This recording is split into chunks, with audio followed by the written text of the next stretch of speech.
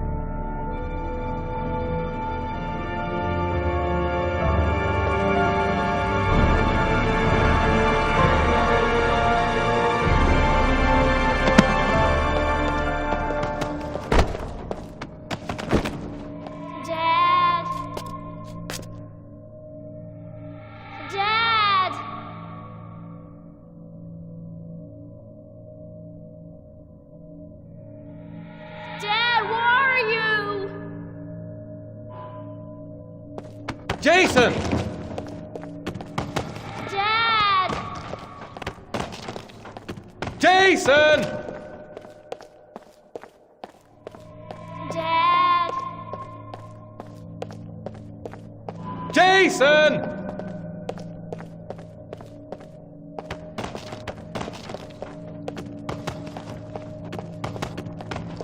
Dad! Jason! Dad! Jason! Dad! Jason!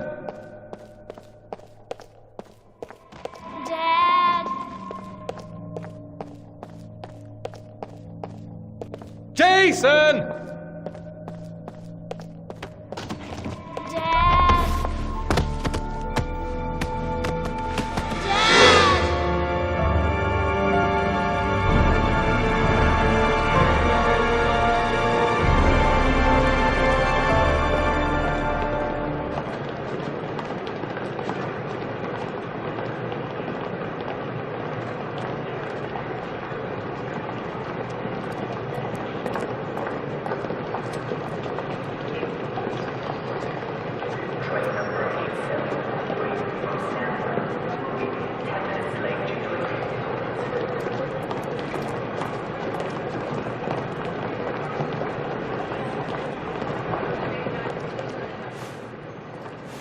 Line 18, box number 3.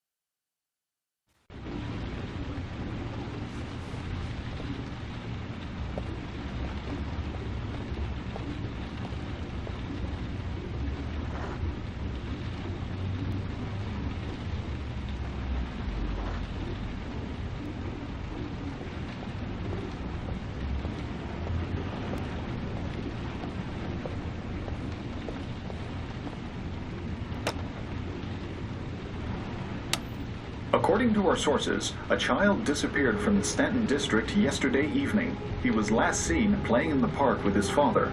Full details are unknown, but following the disappearance of Jeremy Bowles, there is suspicion that this again may be the work of the origami killer. If confirmed, it will bring the number of victims to 9.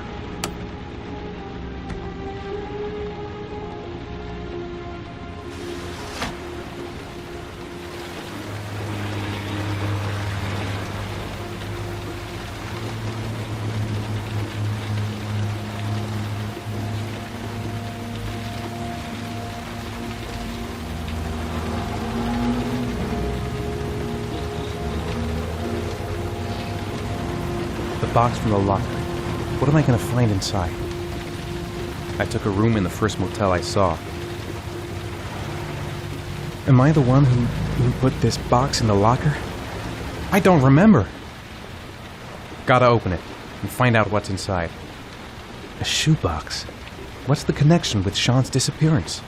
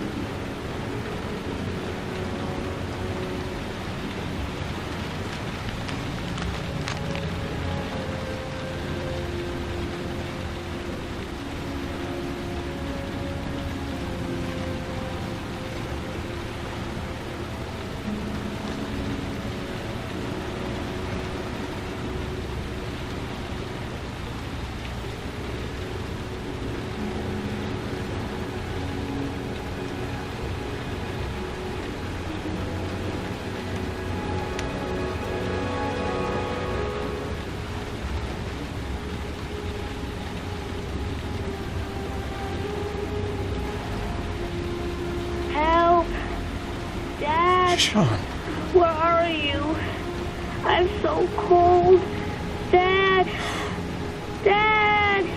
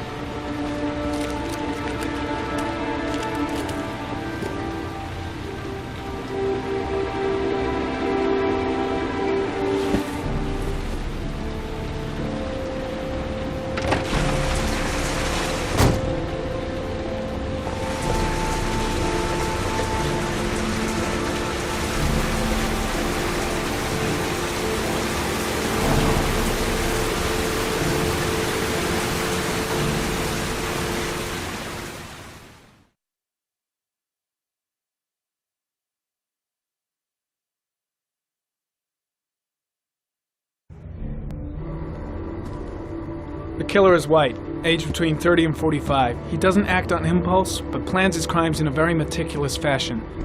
He doesn't have anything personal against the victims. That's why he covers their faces with mud, to make them anonymous. Why does he kill them if he doesn't have anything against them? For him, they're more of an image, a symbol. That's probably why he gives them an origami figure and an orchid as gifts to apologize for what he's done to them. Very interesting. And where does all that get us? The best way of tracking a predator is to be familiar with his behavior.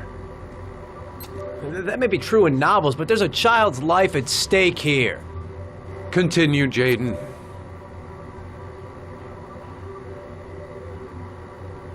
One detail attracted my attention. The interval between the time when a victim disappears and the time when the body is found ranges from 3 to 5 days. But the rainfall is always at 6 inches, give or take 10%. What on earth does that mean? All the victims were drowned in rainwater. The killer kills only in the fall when there is plenty of rain. It could be that he puts them in some sort of well or tank that is open to the skies and that fills up with rainwater. The more it rains, the less time the victim has to live. Then I studied the geographical distribution of the murders. Generally, a killer commits his first murder near to where he lives, so he has a safe place to flee to if any complications arise. The more confident he becomes, the further he roams from his base. By analyzing the locations where the victims disappeared, I was able to isolate a zone where the killer might live. And what size is this, zone? For the moment, about 10 square miles.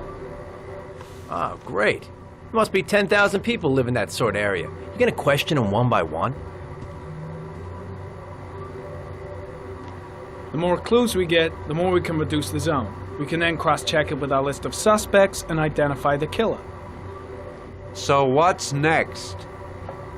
There are 2 suspects whose psychological profile might fit and can be connected to the comfort zone. I'd like to question them. God damn it. We're wasting our time with this bullshit. The killer's out there somewhere, and we gotta get off our asses and find him. The killer is no ordinary murderer. He is intelligent, organized, and methodical. You won't find him by patrolling the streets. Tell me, Agent Jaden, did you get your vast experience on the job, or did you just fucking read about it in some school book? Your vast experience hasn't prevented 8 victims from being murdered. Fucking asshole! That's enough! You said it took 6 inches of rainfall before the victim died. How much time do we have left? If the weather forecasts are right, less than 72 hours.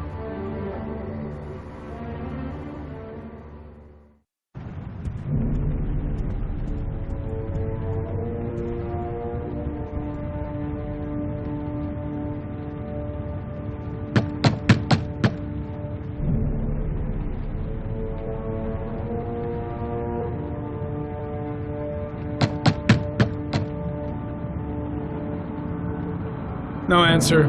We waste our time coming here. Maybe we should have a little look inside anyway. There's nobody home.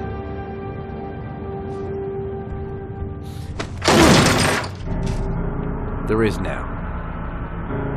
I'm not sure that's entirely legal. Call the cops.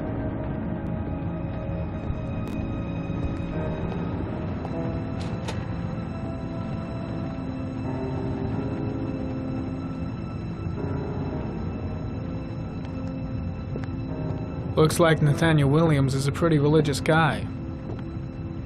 He's a God-fearing idiot, waiting for the end of the world. We questioned him a few months back because he was causing a disturbance in the park. He was ranting and raving. Said he heard voices. Had this idea in his sick little head that I was the Antichrist. I had come to Earth to persecute him. Real twisted.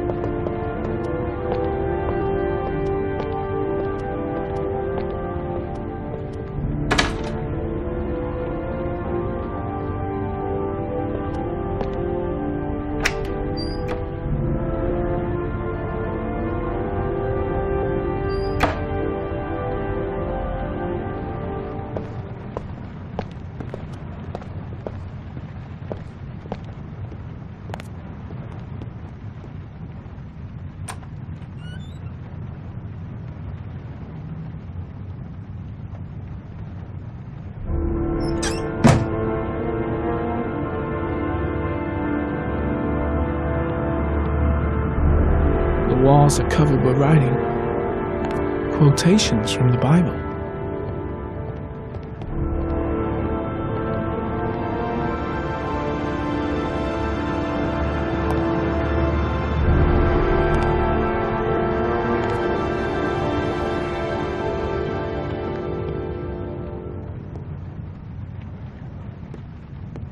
All the signs of a mystical obsessive neurosis compounded by a persecution complex.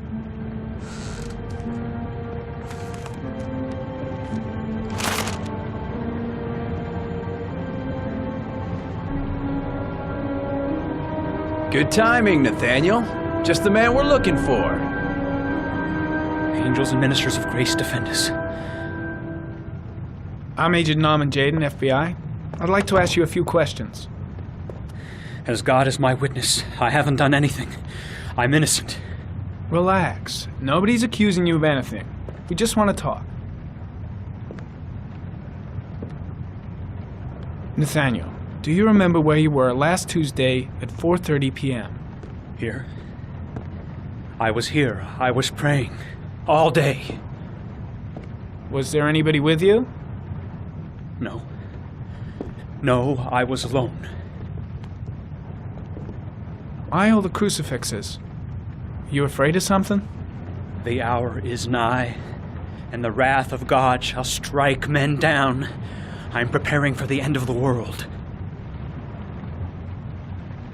Where do you work, Nathaniel? You have a job? My sole occupation is praying to the all-merciful Lord for the salvation of humanity. What about the voices, Nathaniel? Do you still hear the voices? We know who talks to you, don't we, Nathaniel? Or we both know who talks to you. Don't speak that name. What does he say to you, Blake, Nathaniel? what are you doing? I can't talk about it. You mustn't talk about it. He orders you to go and find new prey, doesn't he? He needs more and more. That's enough! Leave him alone! No! You mustn't mention him. You'll bring him here. He told you to go and find that kid in the park. Are you out of your mind? The voices tormented you all night long. You wanted them to stop, didn't you, Nathaniel? Stop! Stop! That's enough! So you obeyed them to make them stop. You took that boy with you and you drowned him. Isn't that right? No! Stop! Stop! You killed them, didn't you, Nathaniel? Are you gonna confess, you bastard? You are the Antichrist. Put down the gun, I shall Nathaniel. dispatch you to your father in hell. He is the son of Satan. He was sent to earth to destroy us. For Christ's sake, shoot! Calm down, Nathaniel. Nobody here wants to hurt you. Put the gun down. Concentrate on my voice, Nathaniel. Listen only to my voice. Team, you shall regret confronting the emissary of the Lord. You shall know divine power. Now gently put the gun down on the floor. Christ all powerful, defend us in our battle with the forces of evil. Protect us from the cunning and wiles of the demon.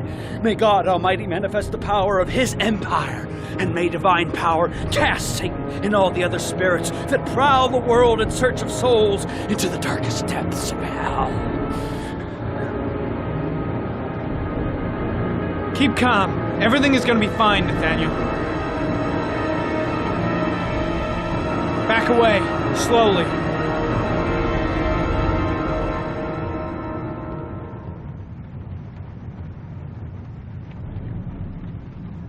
Now drop the gun. Drop it, Nathaniel.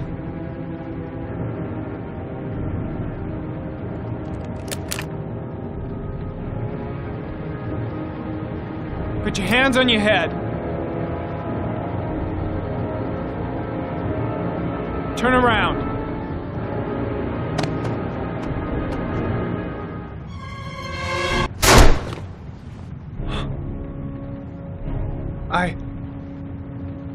I shot him. Yep. Looks like you did. It was only a crucifix.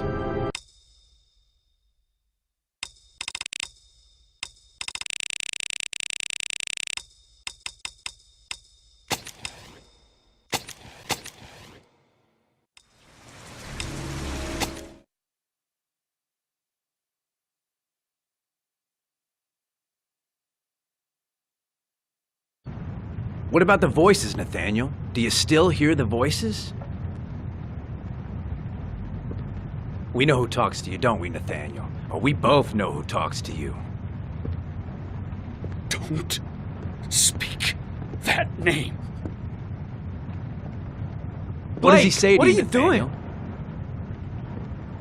I can't talk about it. You mustn't talk about it.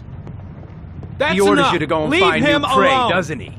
He needs more and more. No! You mustn't mention him. You'll bring him here. I told you to go and find that Are kid you in the out of your park. mind? The voices tormented you all night long. You wanted them to stop, didn't you, Nathaniel? Stop! Stop! That's enough! So you obeyed them to make them stop. You took that boy with you and you drowned him. Isn't that right? No! Stop! Stop! You killed them, didn't you, Nathaniel? Are you gonna confess, you bastard? You are the Antichrist. Put down the gun, I shall Nathaniel. dispatch you to your father in hell. He is the son of Satan. He was sent to earth to destroy us. For Christ's sake, shoot! Calm down, Nathaniel. Nobody here wants to hurt you. Put the gun down. Keep calm. Everything is going to be fine, Nathaniel. Team, you shall regret confronting the emissary of the Lord. You shall know divine power. Gently put the gun down on the floor. Christ all powerful, defend us in our battle with the forces of evil. Protect us from the cunning and wiles of the demon. May God Almighty manifest the power of His empire, and may divine power cast Satan and all the other spirits that prowl the world in search of souls into the darkest depths of hell. I'm here to help you, Nathaniel. To get rid of the voices in your head, but you have to trust me. Back away, slowly.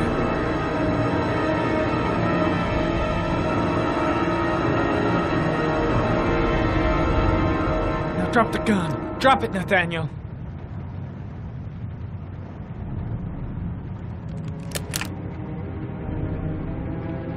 Put your hands on your head. Turn around.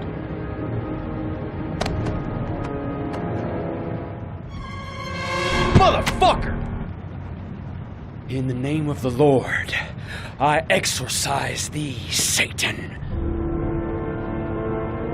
Okay, freak, the show's over. You're under arrest. Pretty damn cool under the circumstances. I would have just shot him.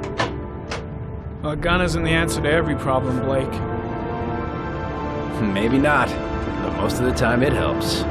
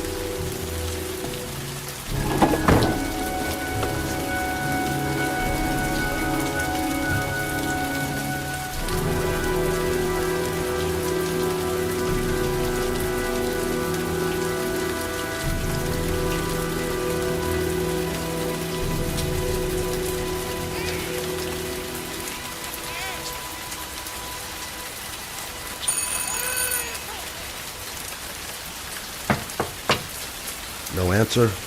Baby screaming inside. Not a promising start.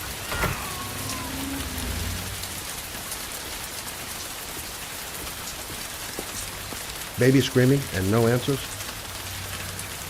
Don't like the look of this. Asthma free for the moment and loving it. Good old inhaler in my pocket, just in case.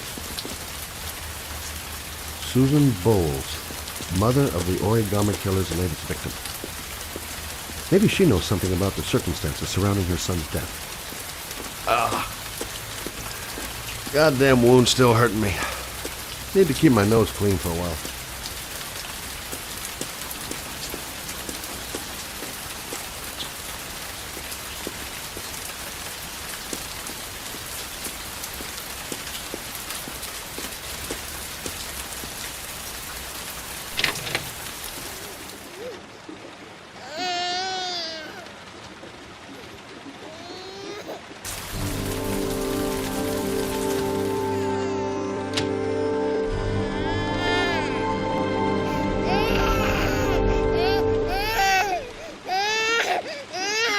Mrs. Bowles. Anybody home?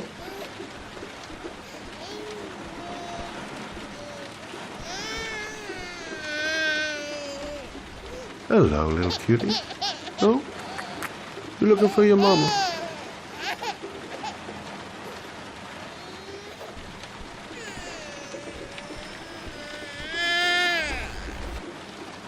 Oh, Jesus. Wait a minute.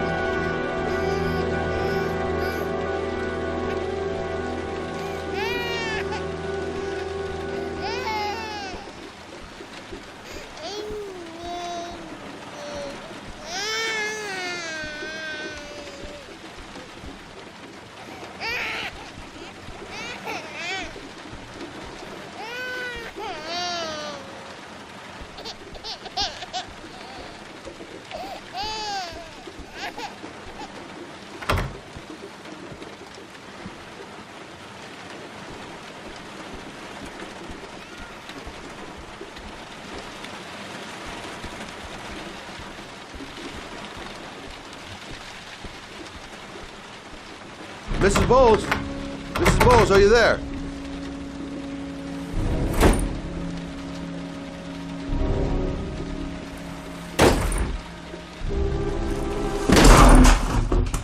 Oh, shit.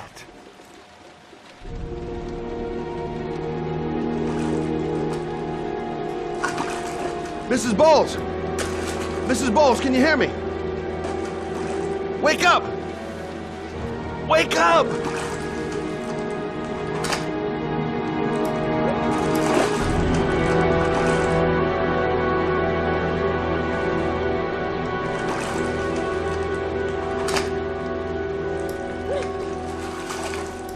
There you go.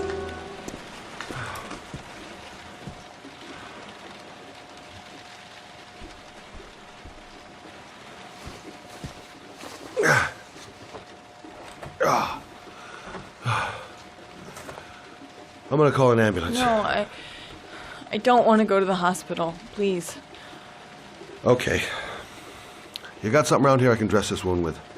Yeah, I think so. Okay, don't move. I'll be right back.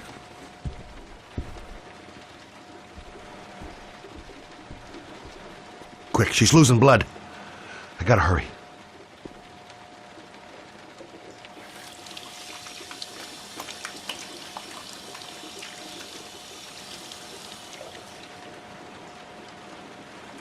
Let's see. I need this, and this, and this.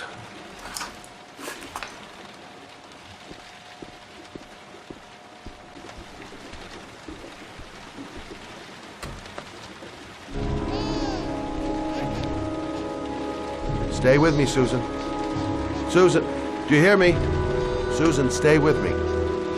Can you hear? Oh, I need more. Still bleeding.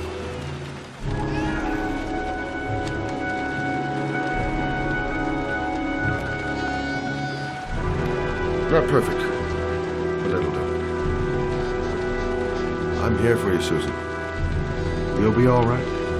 I'll take care of you.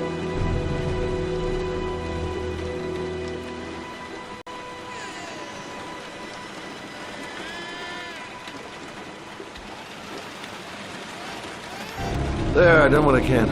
That should stop the bleeding. Well, luckily the wounds aren't too deep. Hey, how are you feeling? Okay? My baby. My baby needs me. Right. You stay there. I'll take care of the baby. Okay? Do you know what to do? With a baby, I mean. I'm a private eye. There's nothing I can't do. Her name is Emily. Gotcha. I was a private eye when I walked in here, and now I'm a babysitter. Go figure. Mommy will live for now. Let's see how Junior's doing.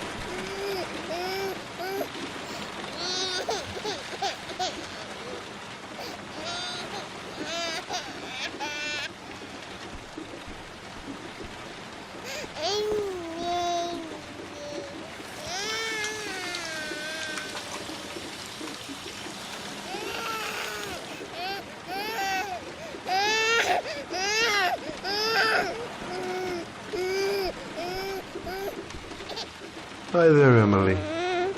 So, what seems to be the problem, huh? Oh! Going by the smell, I got a pretty good idea.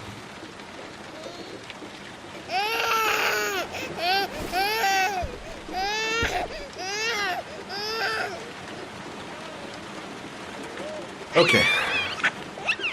How do you do this again?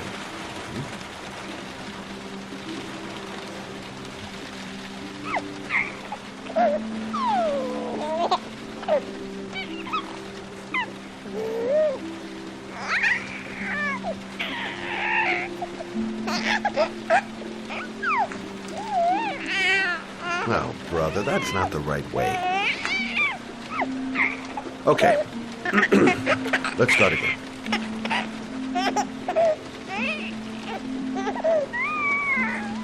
There you go, fresh new baby. That should feel better. Right, Emily?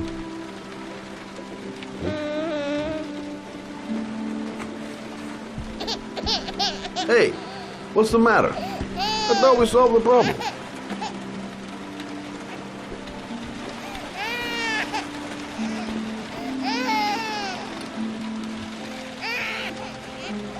I guess I better warm this thing up.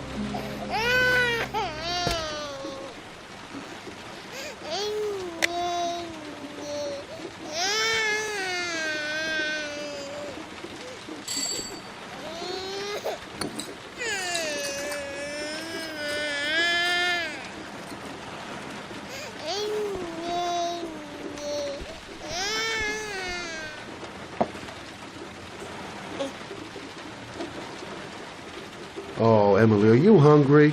Huh? You hold on. I'll just tilt this bottle a little bit so you don't choke. Okay.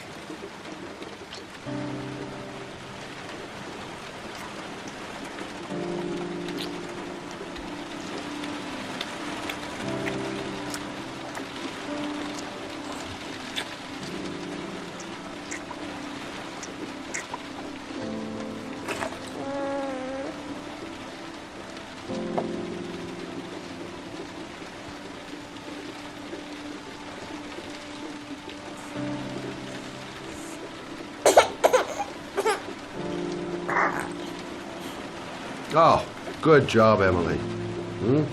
You're feeling good now, right? Now, I'm gonna rock you very gently so you can have a nice little snooze. Okay? All right.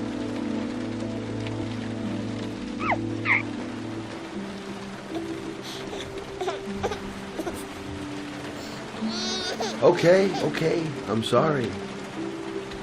I'll rock it down a notch.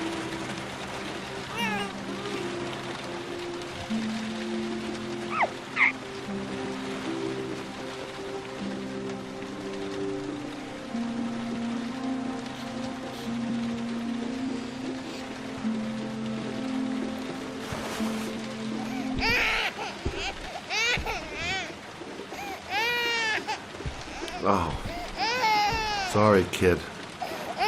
You're not done rocking, right?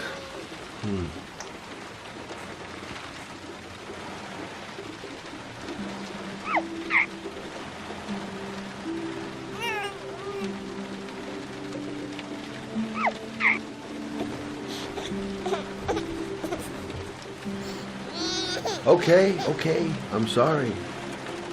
I'll rock it down a notch.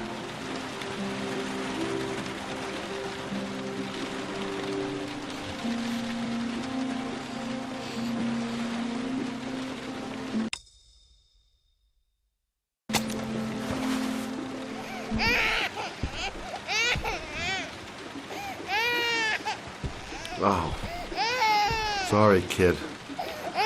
You're not done rocking, right?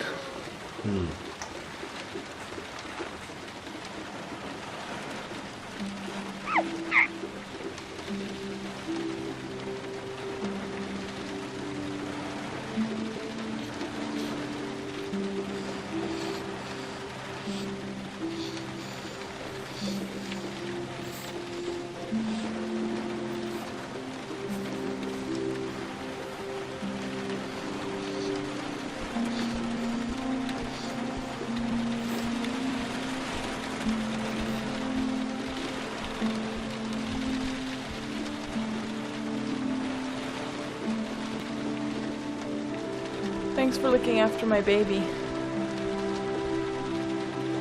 I didn't want to leave her. I just couldn't cope anymore. Just not having Jeremy around. He was such a good boy. Can't understand why anyone would want to hurt him. Do you take care of this baby on your own? Doesn't Jeremy's father live with you anymore? He disappeared. The day after Jeremy. I don't know what happened to him. Maybe he couldn't take it. Ever since I've had to look after Emily all on my own, and I couldn't do it anymore. I understand. Did your husband say anything before he disappeared? Did he leave a note or something? No. He left the house without a word, and there was just the cell phone. A cell phone? Yeah, I found his cell phone in his dresser. I'm sure it wasn't his. I'd never seen it before. I tried to turn it on, but it didn't work. Do you still have it? Yeah, it's in a drawer in the living room. You can have it if you'd like. I'm sure it's of more use to you than to me. Do you have any family or anybody to help you? Yeah. My mother. I didn't want to ask her for anything. We don't really get along. But I guess I'm out of options. Well, look after yourself. And Emily. I will. I promise.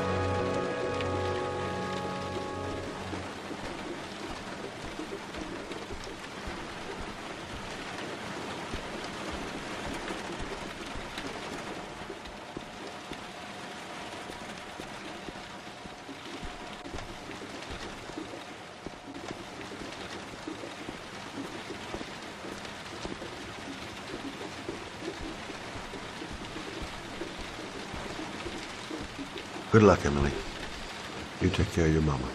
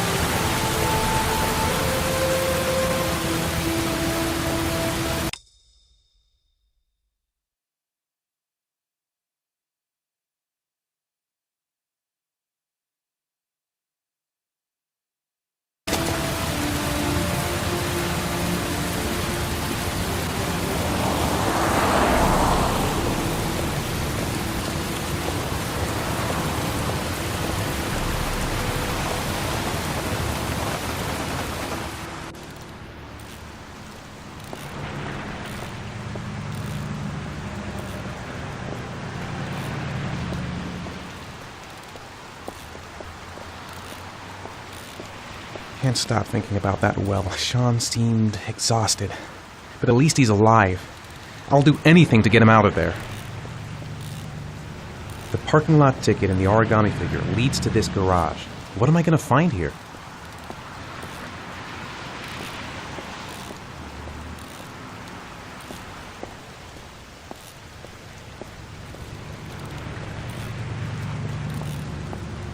Excuse me?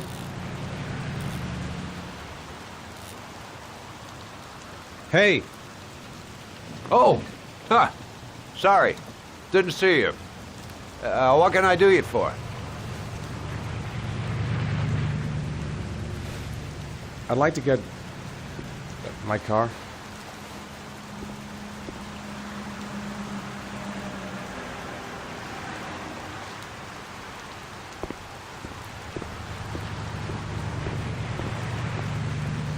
Hey, you're a pretty patient guy, you are. That car's been there for 2 years. We took it out for a drive every month and checked the tires and batteries, just like you said. Here, it's the 3rd floor down. The service elevator is at the far end of the garage. Thanks. Now, you have yourself a good one, Chief.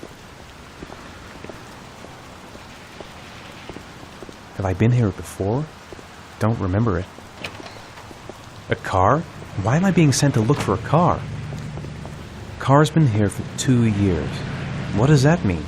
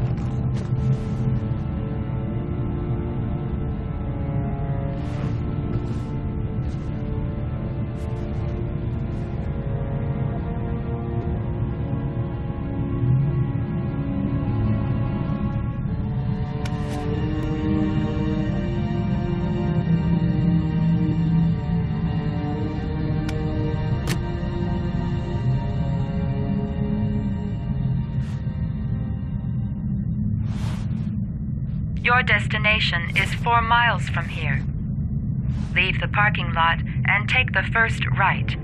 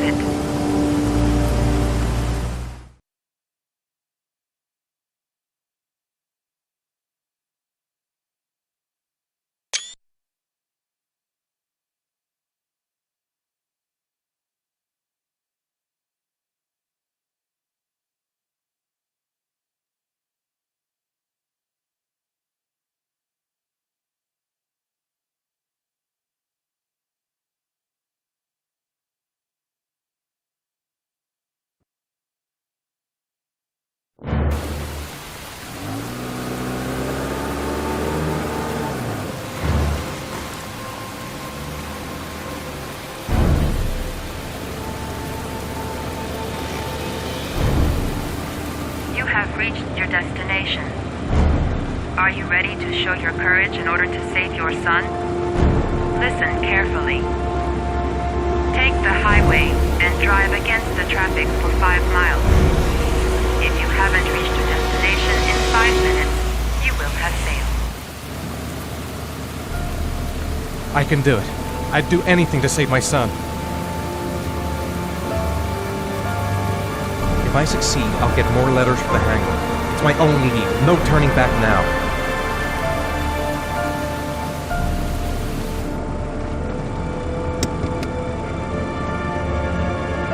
I've got to do it. For Sean's sake. I have no choice.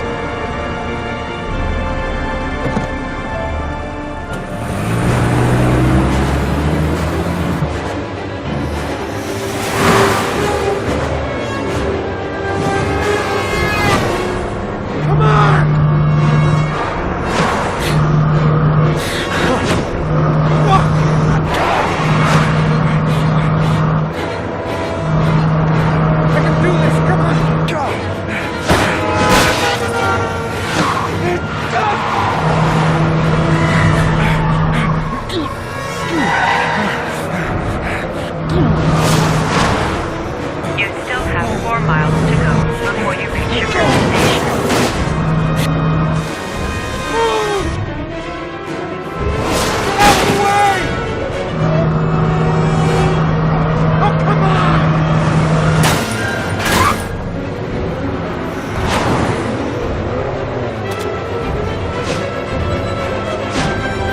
You still have 3 miles to go before you reach your destination.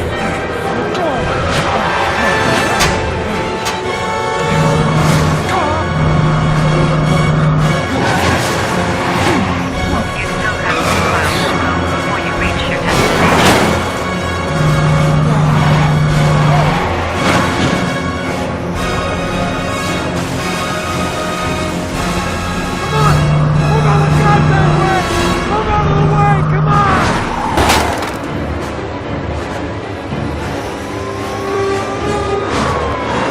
You still have 1 mile to go before you reach your destination.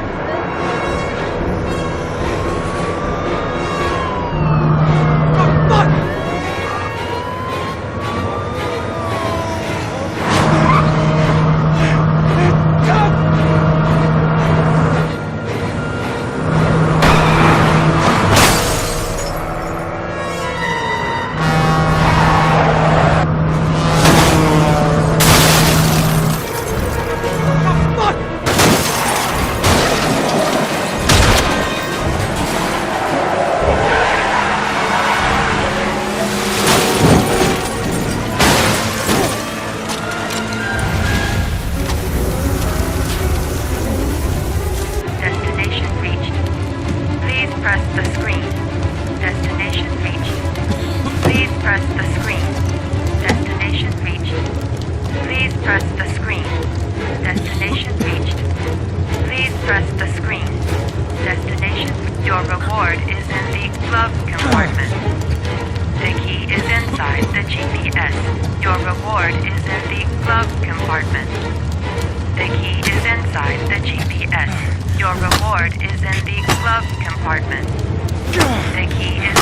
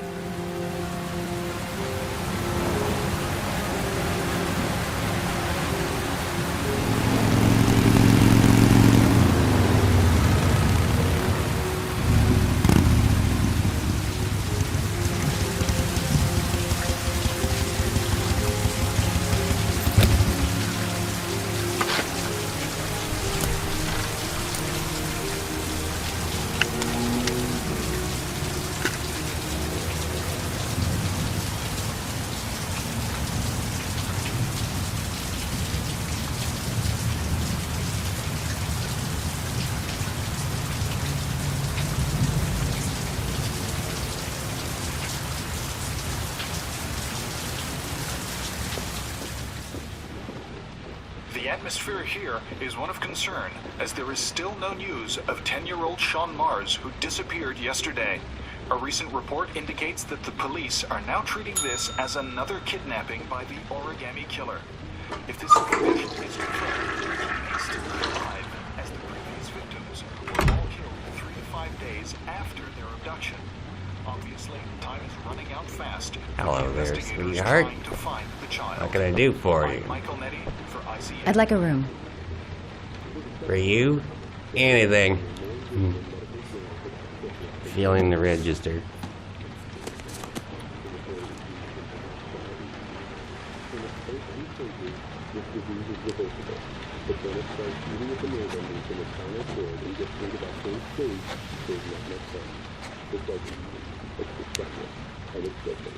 Madison Page, 27, single. How long will you be staying with us, Ms. Page? I don't know yet. Room 201. Last floor, stairs on the right, in the courtyard. Thanks. The pleasure was all mine. That's for sure.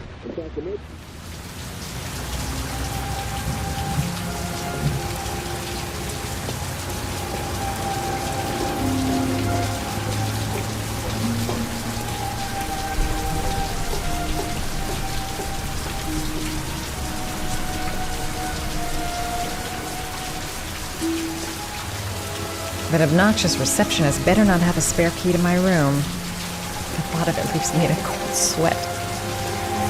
Room 201. Stairs on the right, last floor. Room 201. Stairs on the right, last floor.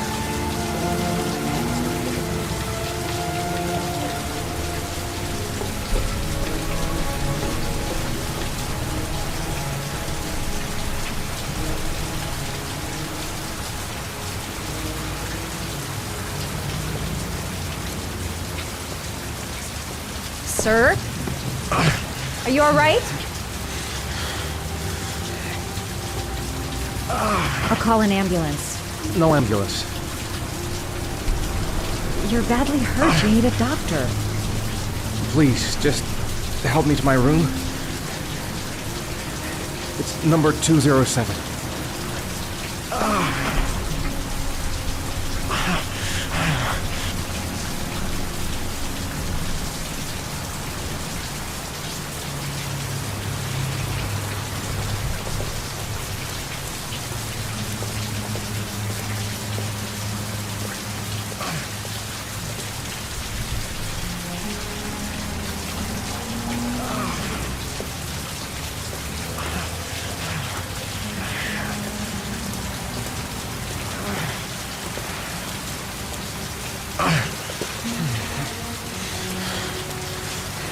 Have you got the key?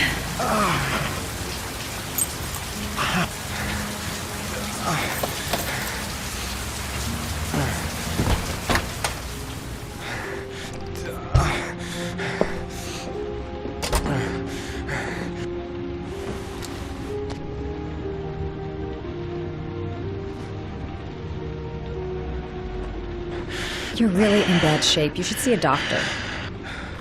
Must have 1, maybe 2 broken ribs. It's not fatal.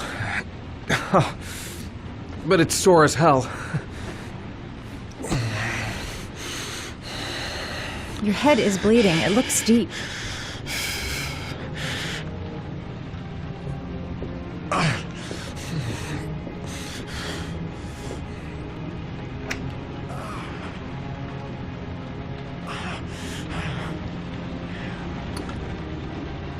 I should disinfect his cuts.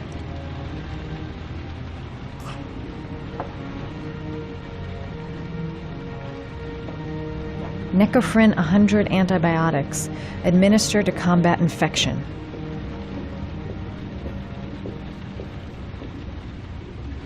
Here, take this. It should do you some good. What is it? It's an antibiotic. An antibiotic? I'm no doctor, but I don't think there's any risk of infection with a broken rib. Okay, I'll see if I can find anything else.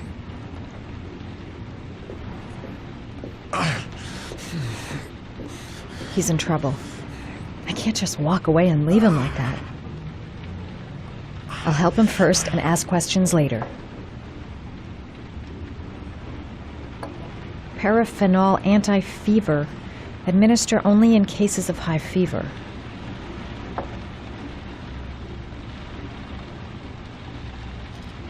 Paracetamol painkiller. Administer in cases of intense pain. Do not take more than 1 pill every 24 hours. Here. Take this. It should do you some good. It's a painkiller. It'll help reduce the pain. It says on the box to take 1 every 24 hours. I don't think it's a good idea to exceed the dose. I can't afford to wait.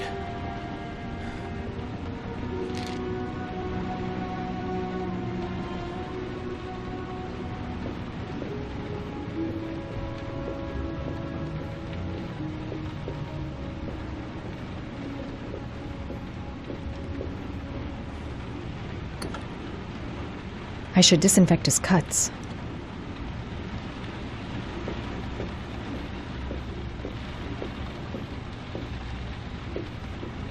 I'm gonna disinfect your wound. This might hurt a little.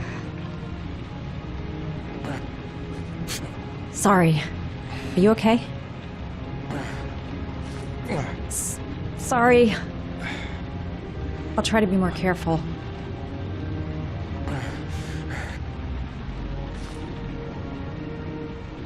Listen, thanks for your help, but I think I can take it from here.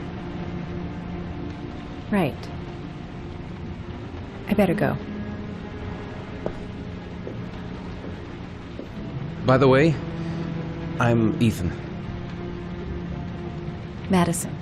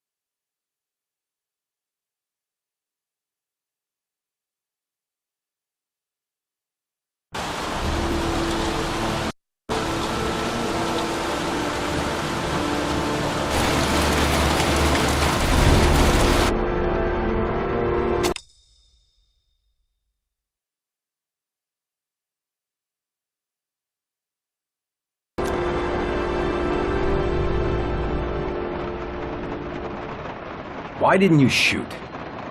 Sorry? Well, back there, Nathaniel could have had a gun. Could have killed me. Why didn't you shoot? I prefer to have all the information before I make a decision. I try to make rational choices when possible. Come on, you had a fraction of a second to react. You could have whacked me before you had time to move. I'm sorry.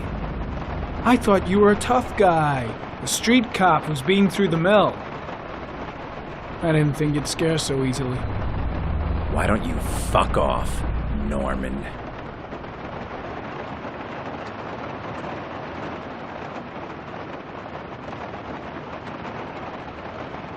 That's him.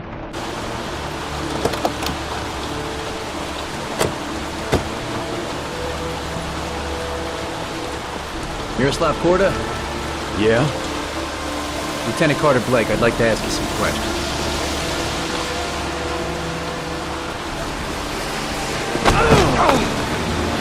Shit, don't just stand there, he's gonna get away! Stop that guy! Hey man, watch it, dude!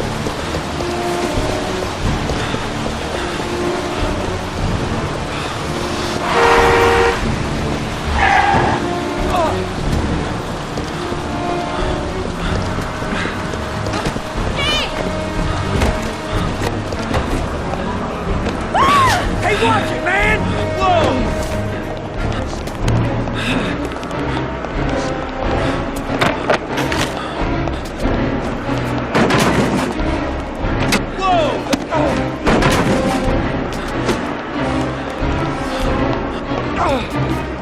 Hey, man, watch it!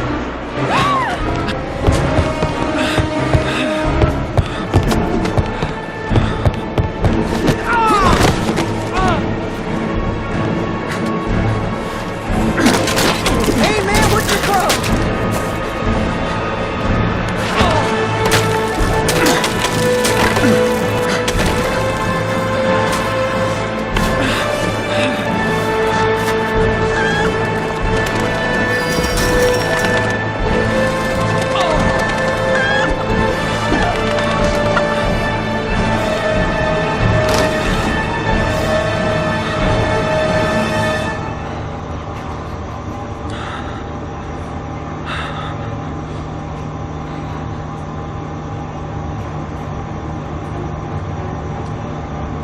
Damn place is freezing. My hands are numb. Where the fuck is Blake? Come on. Show your ugly bastard face. No way he's escaping. I'm gonna get that bastard. Shit! Where'd he go?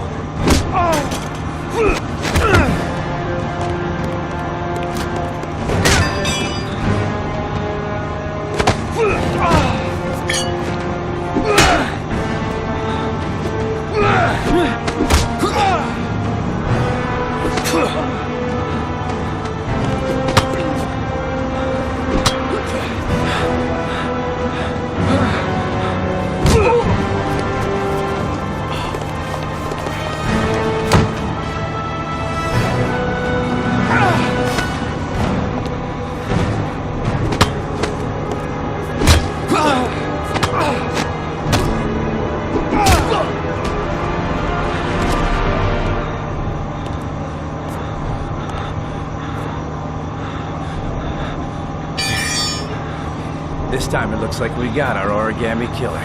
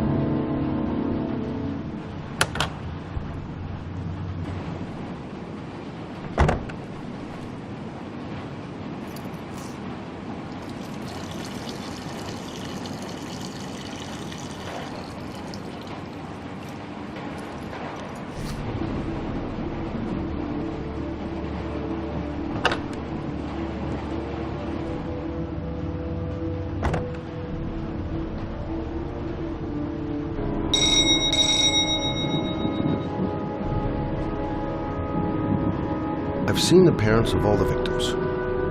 And all I've come up with is this telephone and a box of origami figures. Can't breathe with this goddamn humidity. Hope it stops raining soon. I needed the rest. I haven't been sleeping well since the murder started up again. All the newspapers are talking about Sean Mars, the kid who disappeared. You said I could contact you if I remembered anything. Can I come in? Sure.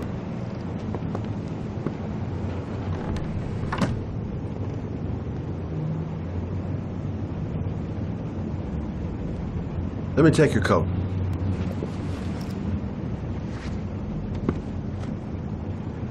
Please, take a seat.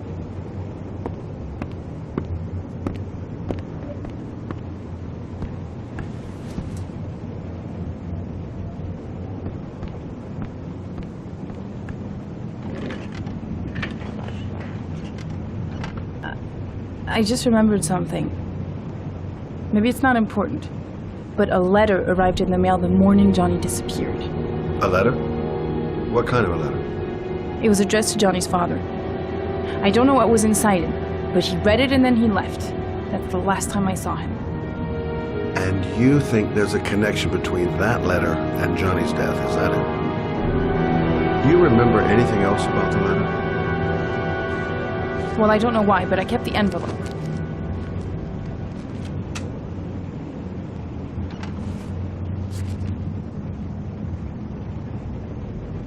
It was mailed in the Carnaby district, the day before Johnny disappeared. Oh, nothing particular, except the address. The address? It was typed with an old typewriter. Could be a lead, you never know. Well, thanks for your help, Lauren. I'll let you know if it leads to anything. Wait, I can't just sit around and do nothing while you're out there looking for the man who killed my son. Ever since you came around, I've been thinking, and I want to come with you. Help you in your investigation. The answer is no. If you won't let me help you, I'm keeping the envelope. It's all or nothing. Listen, an investigation like this is dangerous, and I don't have time to play the bodyguard. How many clues have you got, Mr. Shelby? This envelope. Maybe your only link to the killer. I understand. It was a stupid idea. Sorry for wasting your time, Mr. Shelby. Wait. You're really something special, Lauren. I'll give you that. I'm just a mother. A mother who wants to find out who killed her son. Are we partners?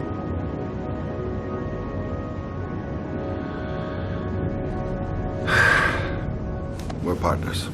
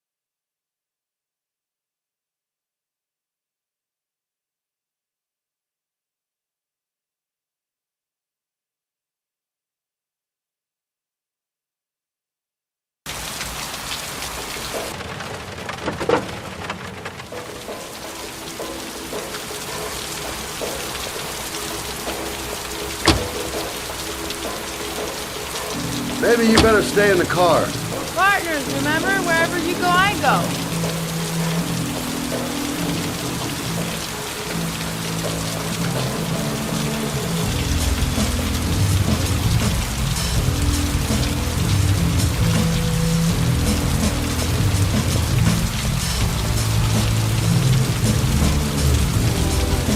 What are we doing come to see Gordy Kramer. Kramer? The bigwig tycoon from Kramer Construction? No, his son. You think maybe he's the origami killer? For now, I just have a few questions that need answers. Security guard earned his payoff. Seems there really is a party going on tonight. Stupid to bring along. I don't do partners too well. All that just to get my hands on that stupid uncle. Security all over the place. I would say Gordy's just a little bit paranoid.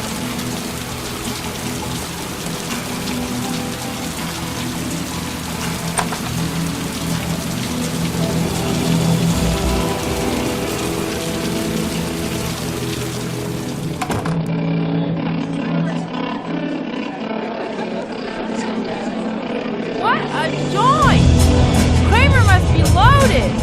What'd you think he paid for all this shiny crap? We'll discuss Kramer's decor another time. Are we gonna be here long? This place gives me the creeps. I'm gonna go find Gordy Kramer. You stay here till I come back. Okay? Okay. Just let me know if you need me.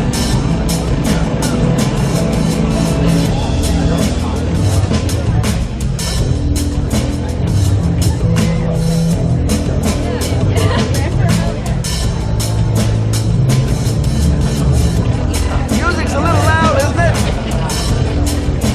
Hi, I'm Scott.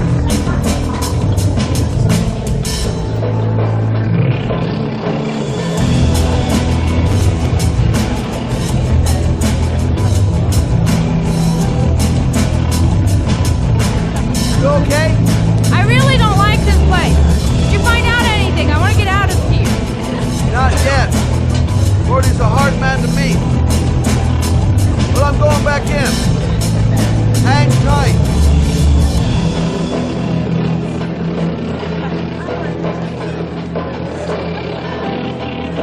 Hi, I'm looking for Gordy. You know where he is? I saw him a while back, but you'll be lucky to see him. He rarely hangs out down here with his guests. Oh, really? Why bother throwing a party then? Why don't you go ask him?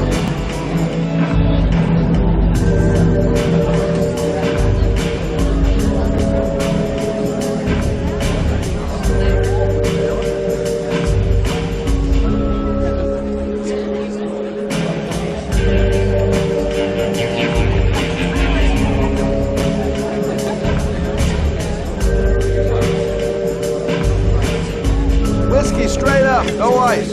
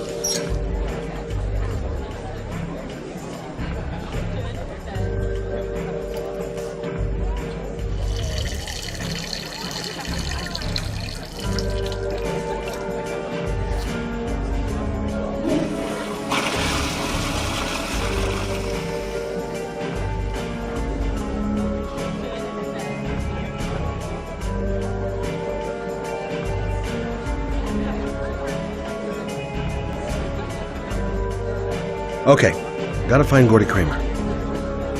Finding someone who isn't smashed or doped up to the gills would be a miracle. And I need one right now. Haven't seen Lauren for a while. Better see what she's up to. Not gonna be easy to find Gordy behind that big wall of paid gorillas. Okay, gotta find Gordy Kramer. Don't know why they have that goddamn music so loud. Can't hear myself thinking here. Booze, babes, and coke. Gordy Kramer seems to be quite the party animal. Okay, gotta find Gordy Kramer.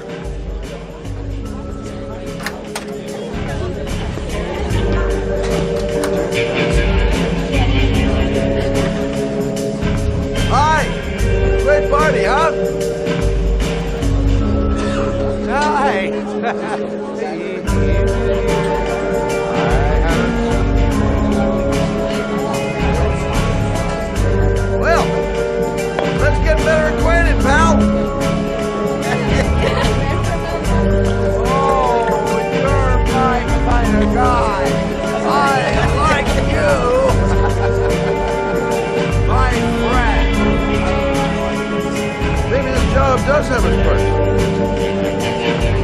Now I got me a new friend.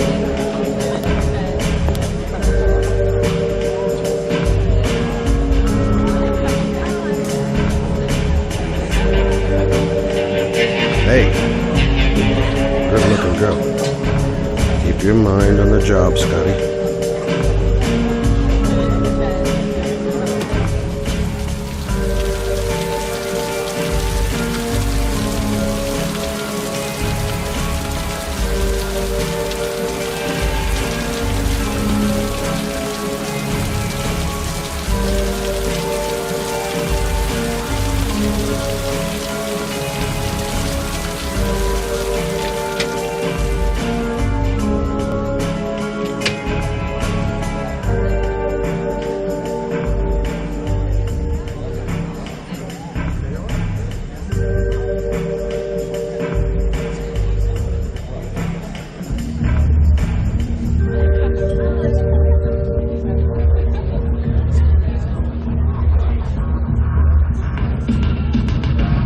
Excuse me?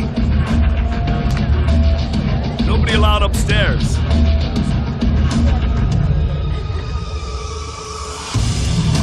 Look, you just tell him that Scott Shelby wants to speak to him. Okay? You're starting to piss me off, man. Now beat it before I get angry. If I want to see Gordy Kramer, I'm gonna have to go about it some other way.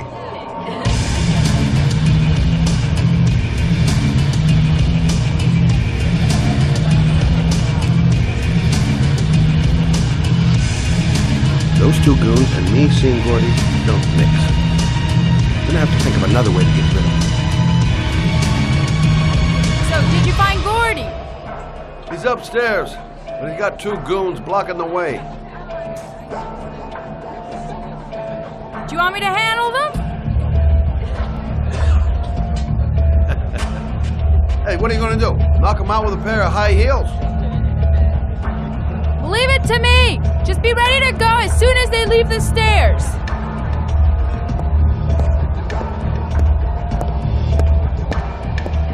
Wait, Lord.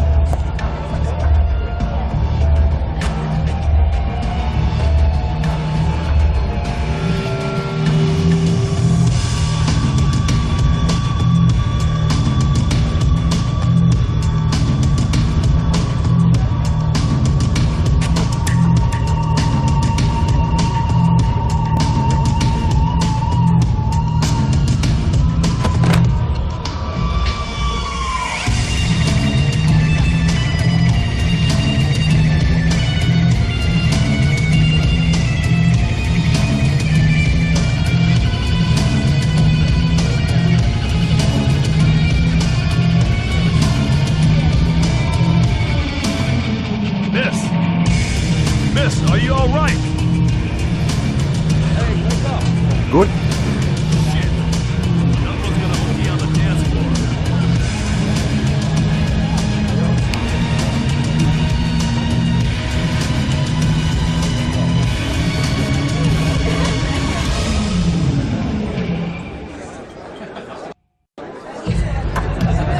We gotta get her out of here.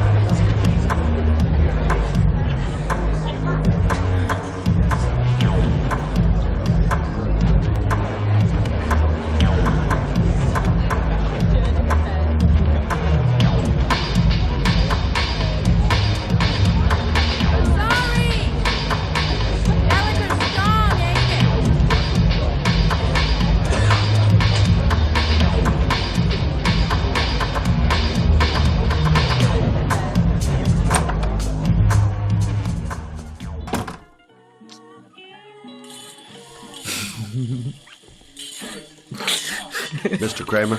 Shh! This is the best part.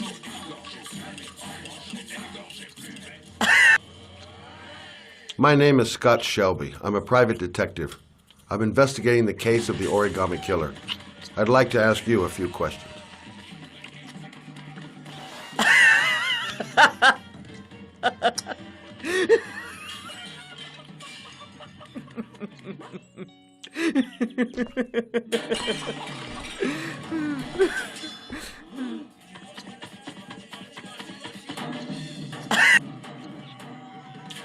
I'd like to know exactly what happened to little Joseph Brown. Beat it! You hear me? Get the hell out of here!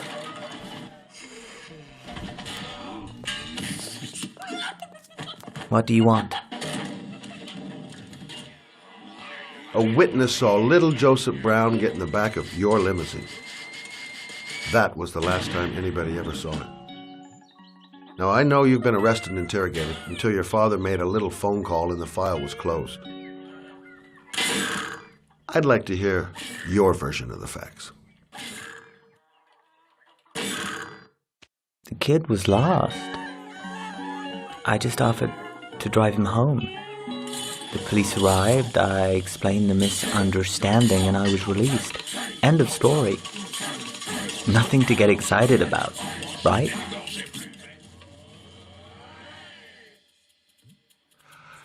I don't know why, but your story just doesn't check out. You're giving me the crap now. Tell me something I can't believe.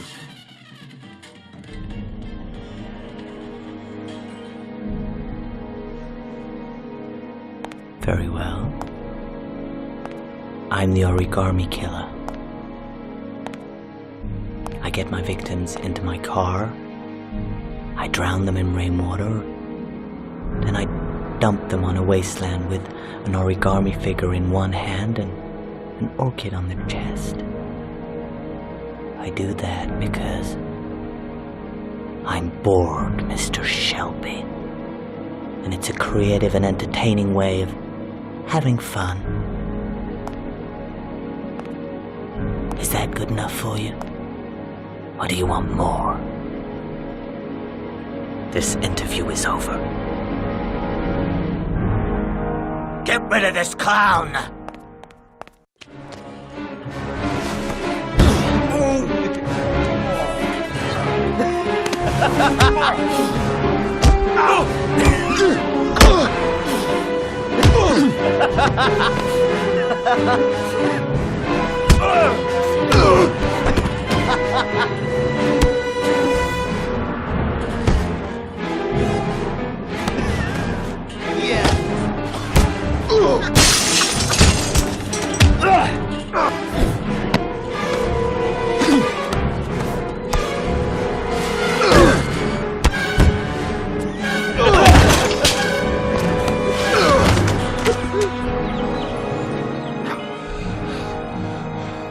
It's a dangerous game you're playing, Kramer. Do you know who my father is? He only has to lift one finger and you won't wake up tomorrow morning. You're the one that should be afraid, Mr. Shelby, not me.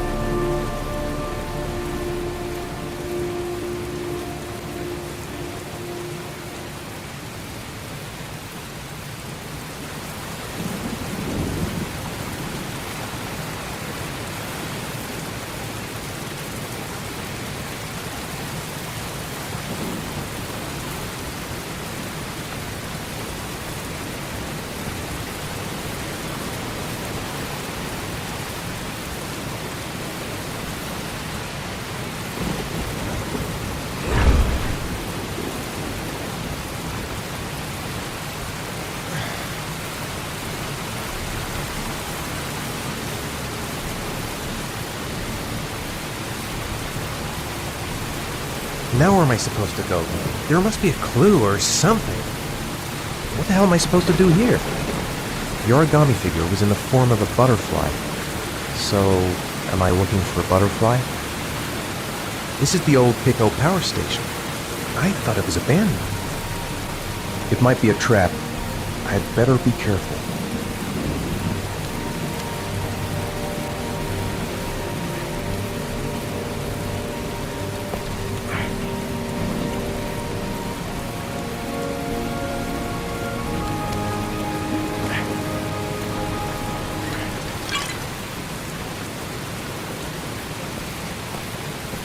There's got to be a way into the building.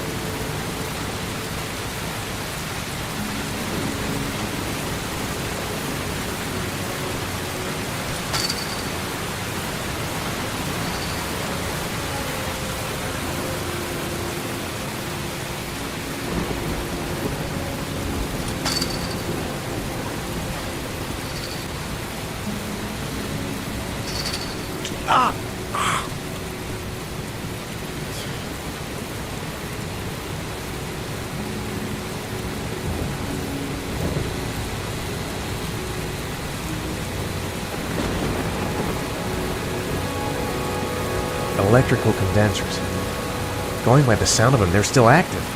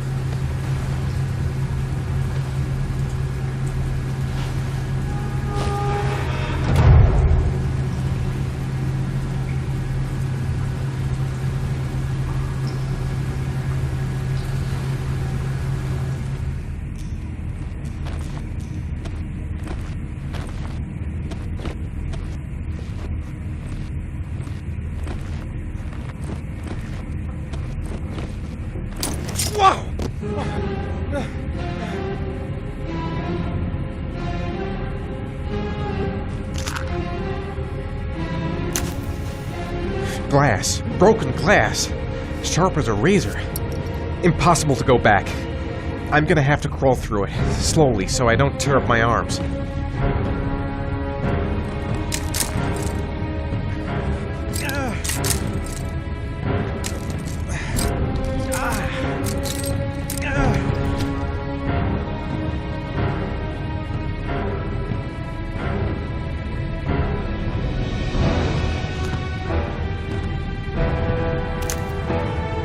match flame.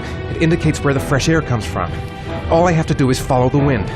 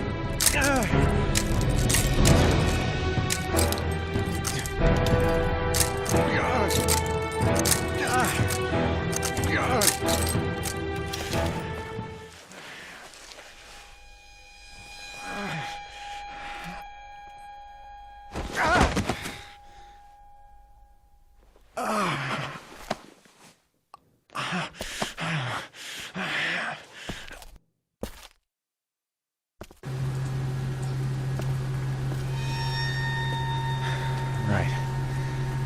I guess I don't really have any choice.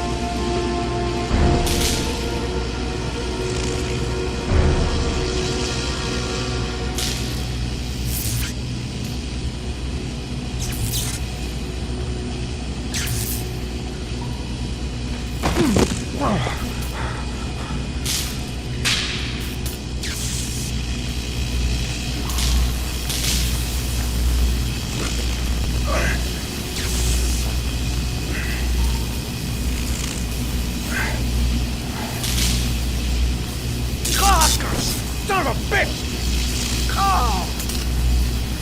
Oh!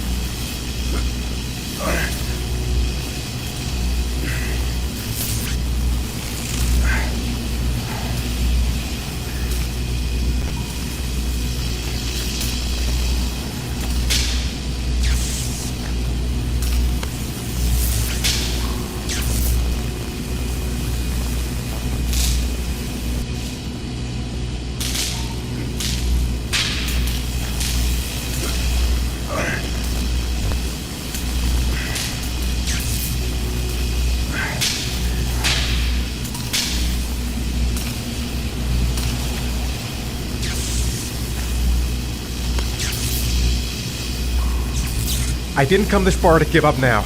I've got to go all the way if I want to save Sean. Better have a good look at each one of those condensers. If I choose the right route, I'll have a better chance of coming through this in one piece.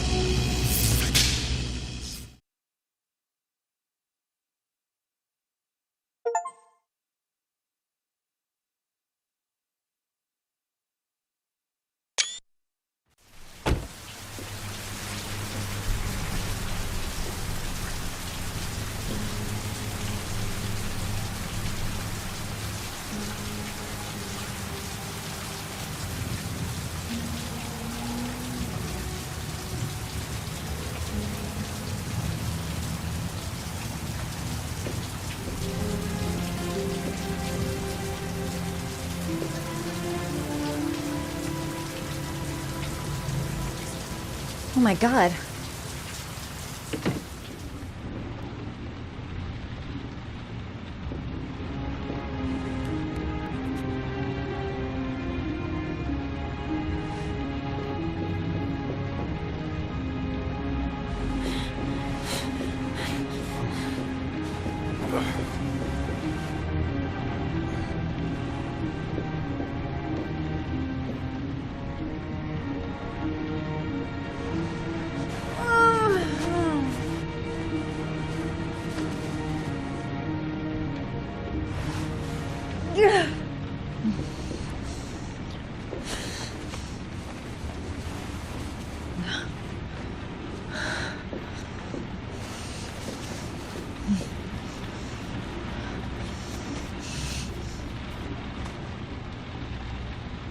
Ethan. Ethan, can you hear me?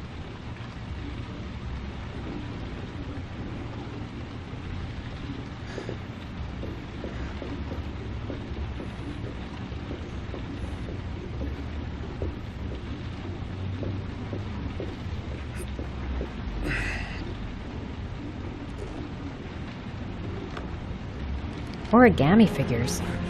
What is he doing with them?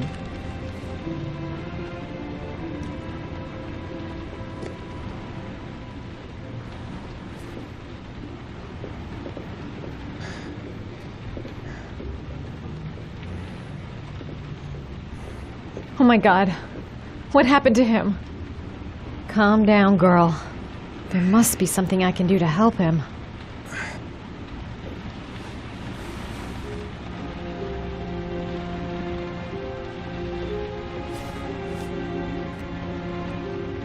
You've got a hell of a fever.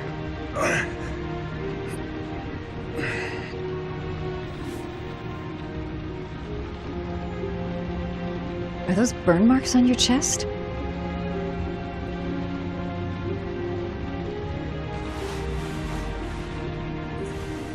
I'm gonna have to get your clothes off to disinfect those wounds.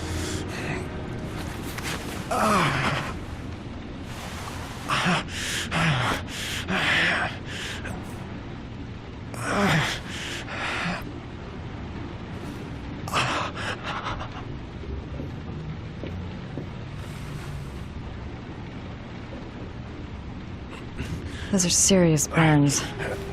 I don't know if I can do anything for you.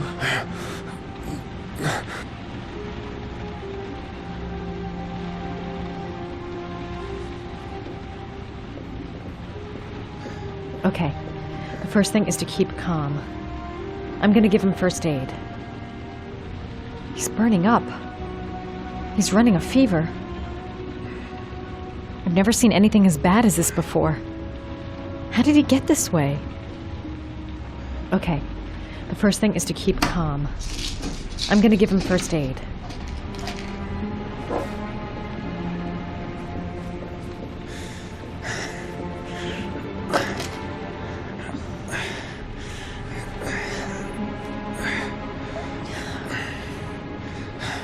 I'm no doctor, but I'll do what I can.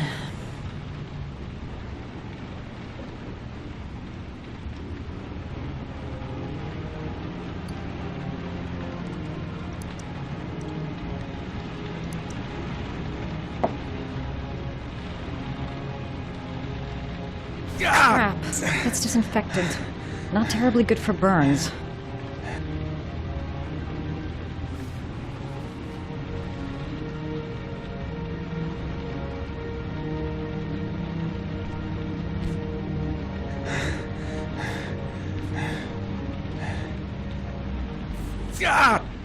Sorry.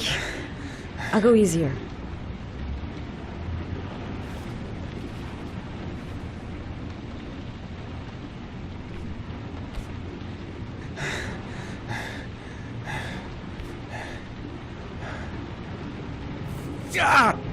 Sorry.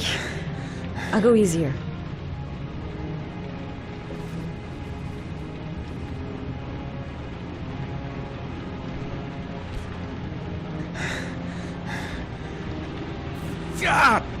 Sorry.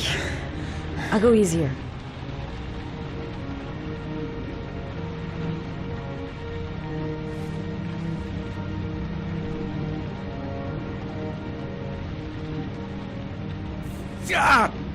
Sorry.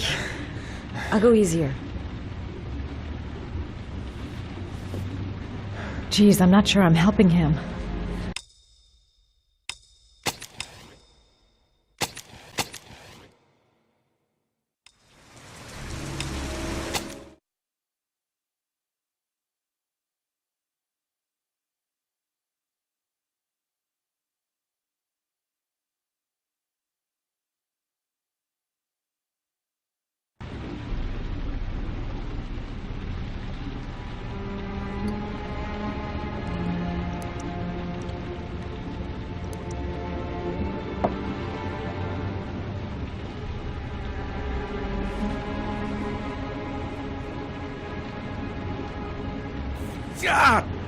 Sorry. I'll go easier.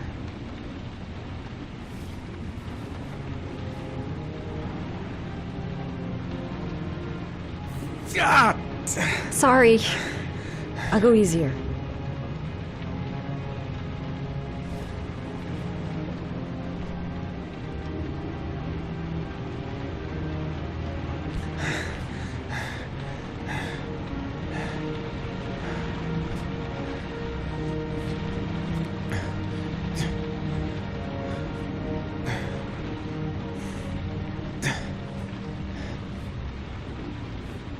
Your wounds are disinfected.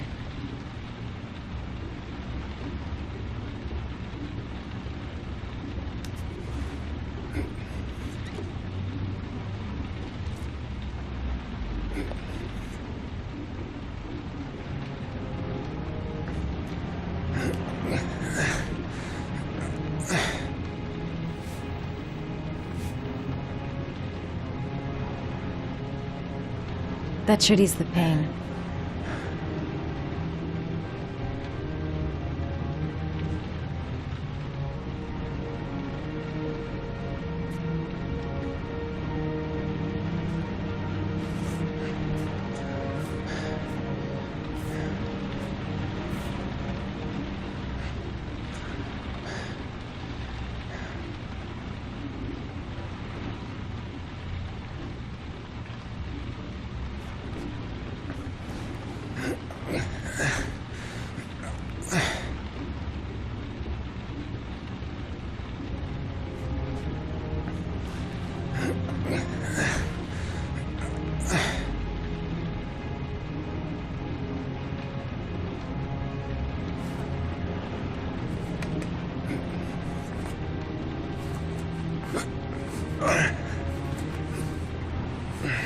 That's all I can do. How do you feel? Ethan? He's unconscious. Now I'll just have to wait. And hope he wakes up.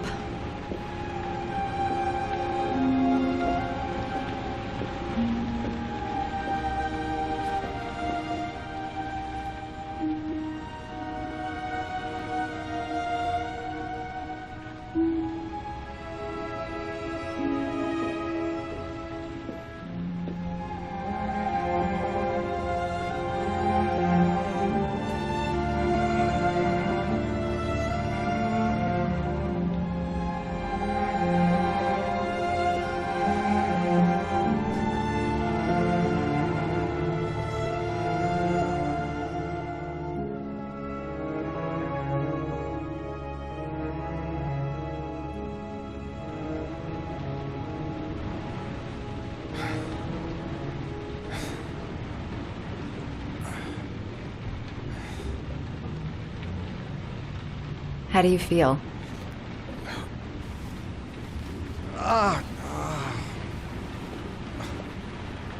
I've been better. Was I out for long? About 3 hours. Why the guardian angel act? You don't even know me. When I was a child, I was always the one who used to fix my brothers up when they'd been fighting with the other kids on the block. I suppose I like to play the guardian angel.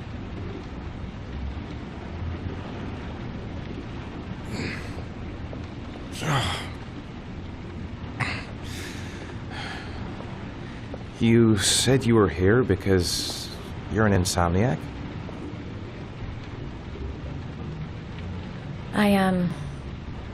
I've been going through a bit of a tough patch the last few months. It's the kind of stuff you prefer to forget. I do what I can to live with it, but it's not easy. You got some kind of a problem? Bigger than you can possibly imagine.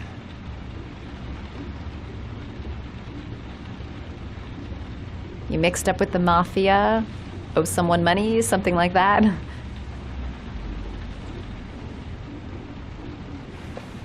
Listen, I'm truly grateful for your help, but for your own sake, I think it's better if you don't ask any questions. Maybe I could help you. No one can help me.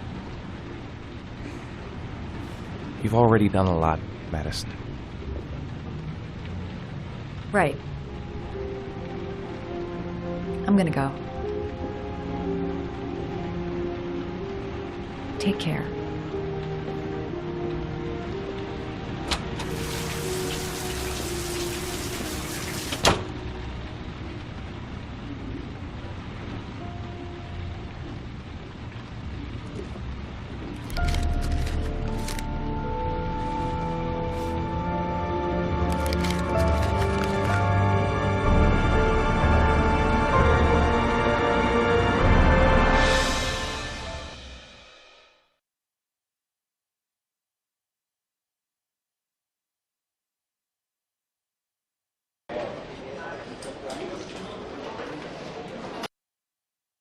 I didn't do it. I swear I didn't do it.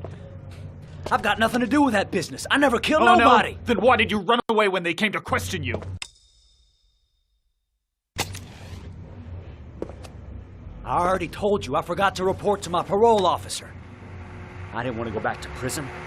When I saw the cops, I just bolted. I wasn't thinking straight. We checked out his statement. He has an alibi for at least 3 of the murders.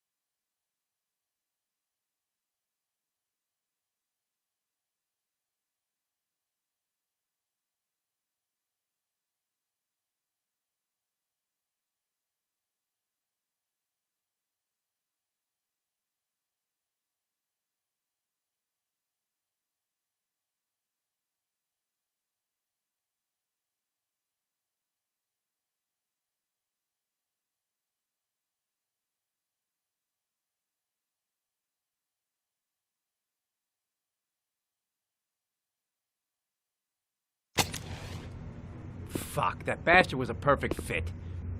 Shit!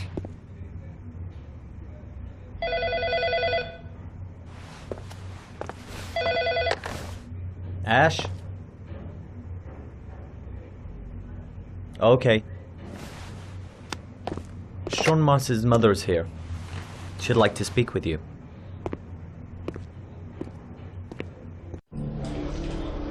It was a few months back, the middle of the night. It was pouring down. Ethan came home completely drenched at about 3. I asked him where he'd been. He spoke about drowning, the rain. He didn't make any sense. There was something in his eyes, as if it wasn't really him. There may be no connection, but the next day there was that announcement about another victim of the origami killer. Find my son. I'm begging you.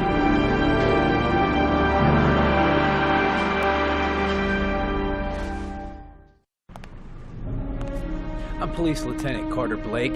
This is Agent Norman Jaden of the FBI. According to our information, Ethan Mars is one of your patients. We'd like to ask you a few questions about him.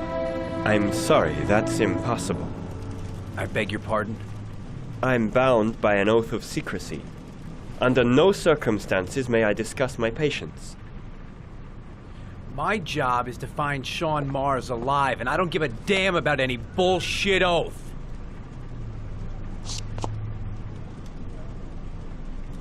It's your duty to inform the police if you suspect one of your patients, Doctor. I'm sorry, I can't help you. And now I must ask you to leave. You need to cooperate, for your own sake. Doctor, a child's life's at stake. You may know something that could help us save him. Are you threatening me? I'm just giving you some free advice, Doc. I suggest you take it. Blake, that's enough. Let's get out of here. I am going to call the police and make a complaint about your behavior. Doctor, you are really pushing my buttons. The only thing I'm interested in is saving that kid's life. So, you're gonna be a good boy and tell me what I want to know, or I am really gonna lose my temper. What are you doing? You out of your mind? Back off, Let Jaden. go of me. This guy knows something, and I'm not leaving here until he tells me what no it is. Right.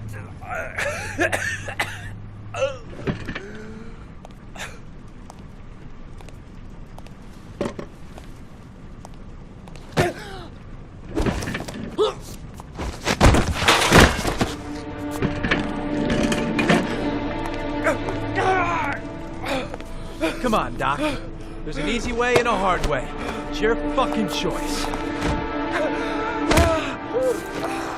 Oh! What's up with you, Norm? How you getting cold feet? You don't like to get your hands dirty, huh? I thought you wanted to save that kid! I want to save Sean Mars just as much as you do, but that doesn't give me the freedom to do what the hell I like, so you're gonna stop this shit right now!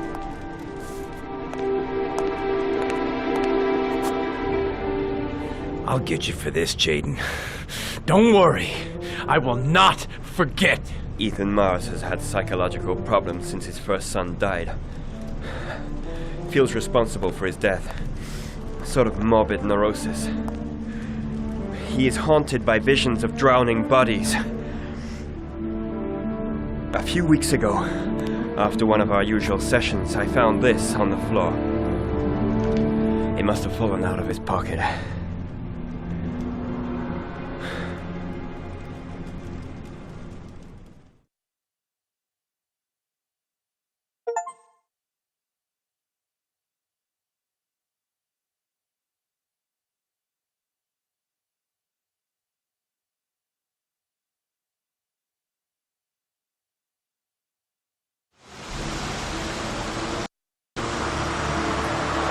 Ash, I want you to assign every available man to finding Ethan Mars. I want a man outside.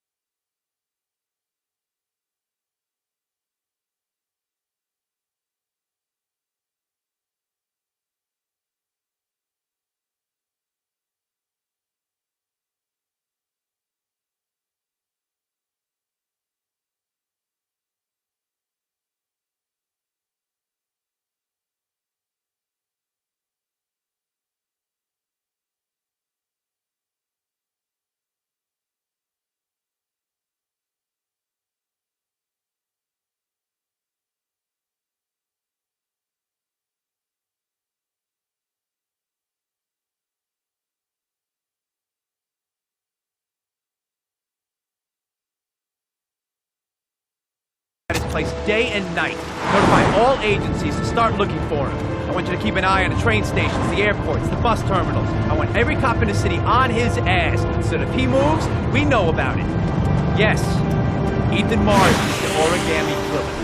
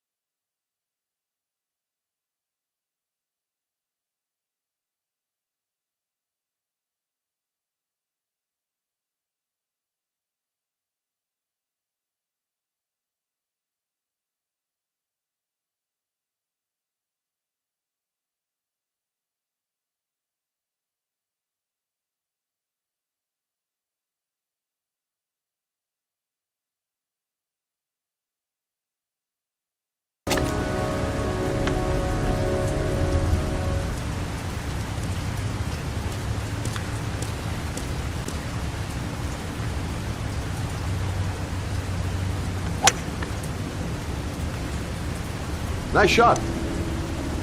Thank you. Please come in, Mr. Shelby. Would you care for a coffee? Oh, no thanks. Do you play? I tried once. but I think the owner of the course is still looking for me. It's an interesting sport. It requires strength, but also a cool head and absolute precision. Would you care to hit a few balls with me? There's no danger of damaging the greens here. Okay. Take off your jacket and grab a club.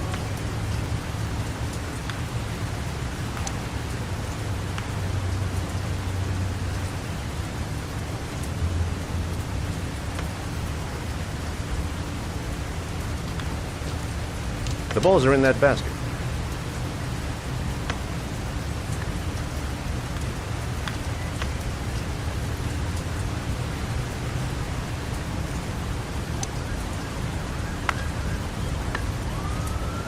The most important thing is to grip the club correctly. When you feel ready, you swing.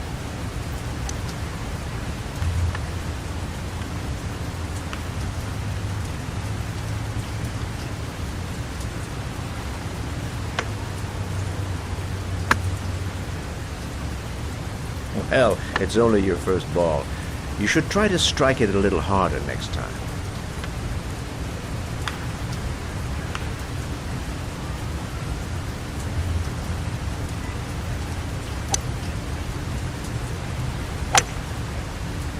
I'm assuming you didn't invite me here just to play golf, Mr. Kramer. I hear you've been asking questions about my son. That's right. I want to know if Gordy is linked to the origami killer case in any way.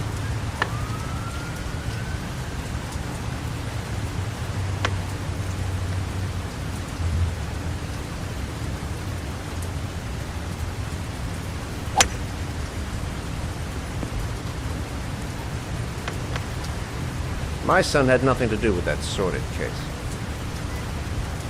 Well, then he has nothing to fear from my investigation.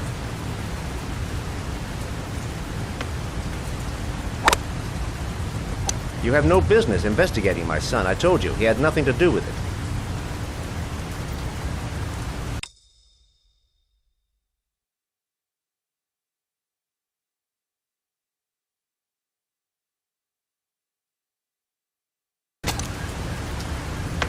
With all due respect, Mr. Kramer, it's up to me to decide who I want to investigate.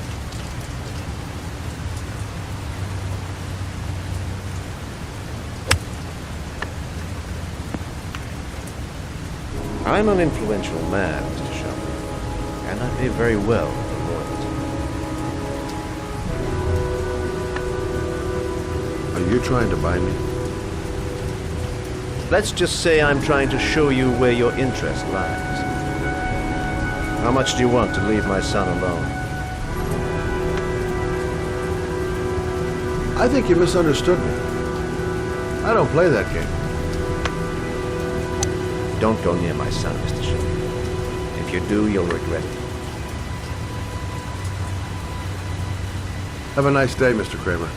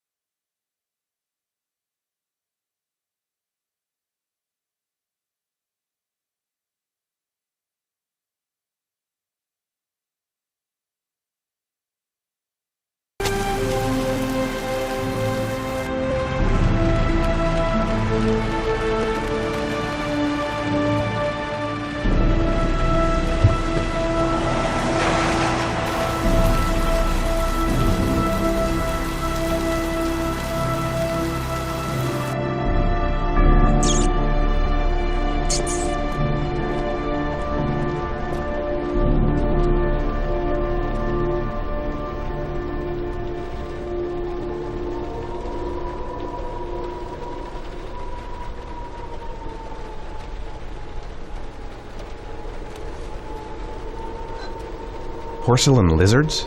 They look new, out of place with the rest of this old beat-up stuff.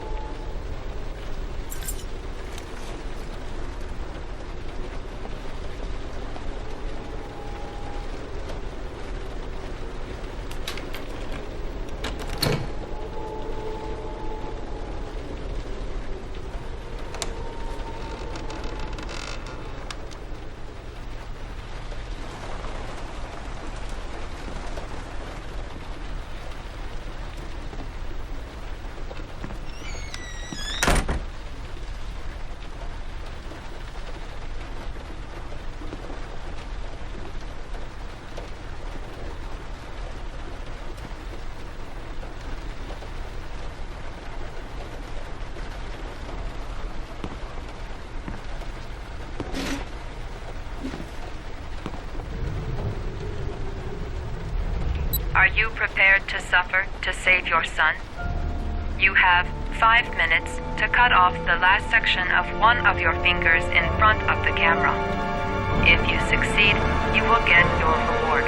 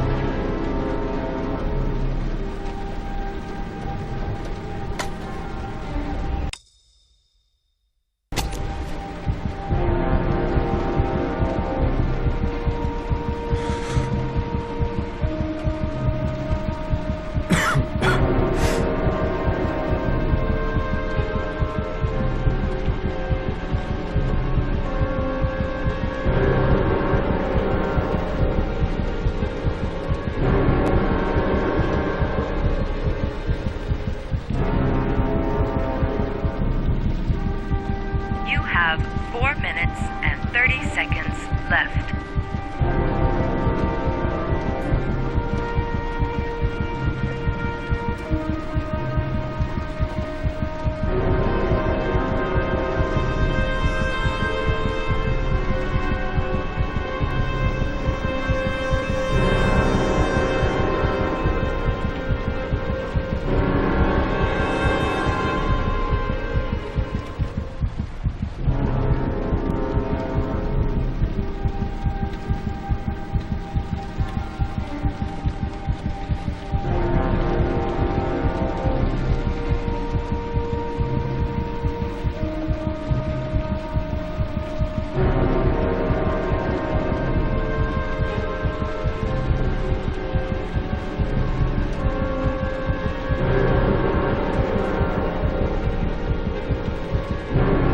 You have 4 minutes left.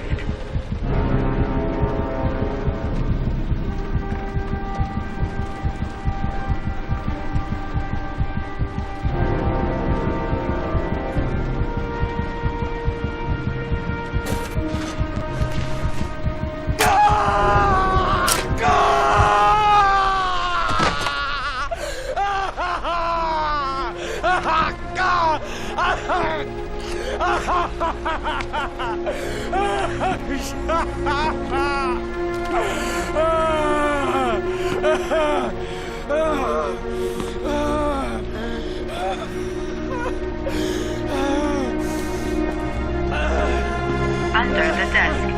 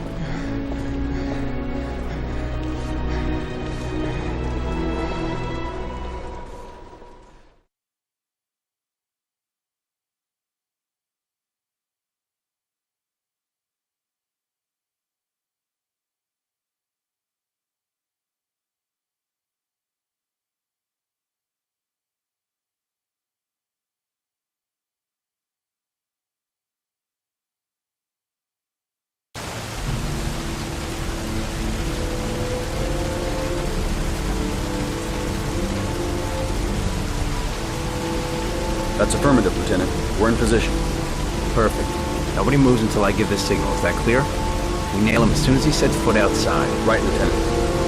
Lucky that patrol spotted his car. What's he doing in there? Beats me. You're the profiler, right? I thought you were supposed to be right inside the killer's head. That's just it. What I know of Ethan Mars doesn't match the killer's psychological profile. I know what the jury's gonna choose between your theories and concrete proof.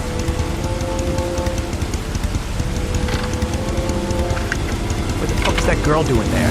Mars comes out now, she's gonna be in trouble. What do we do, Lieutenant? Want to get her out?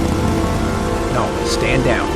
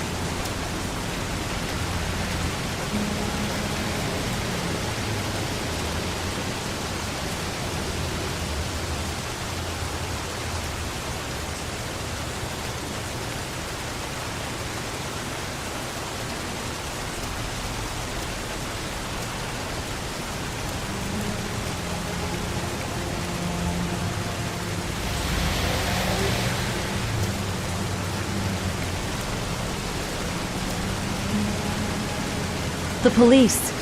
They staked out the building where Ethan is.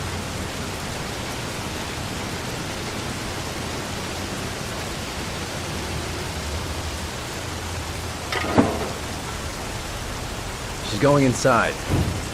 Maybe she lives there. Well, it's just as well. We don't want anyone hanging around if Mars comes out. Ethan, what happened? The police. They're out there. I think they're here to arrest you. We've got to find another way out. Shit. What's he up to in there? Wait for a go on my word.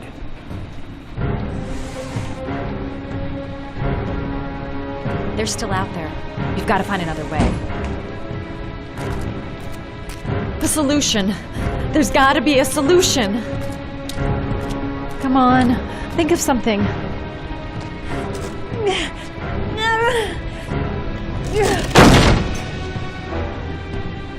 He looks bad. What happened?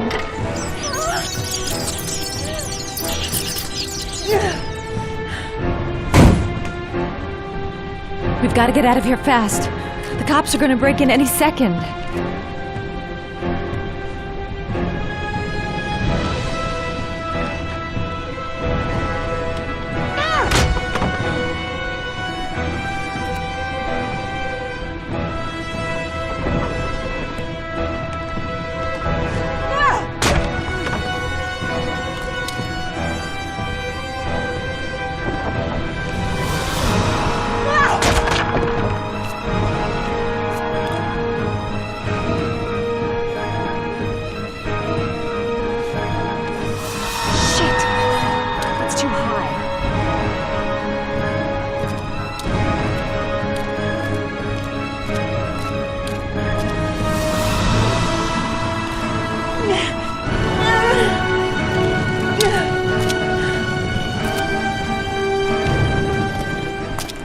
Ready on my go. Stay here, Jaden. Out of the question. I'm coming with you. 2 men at the door, hold your positions. It's a go.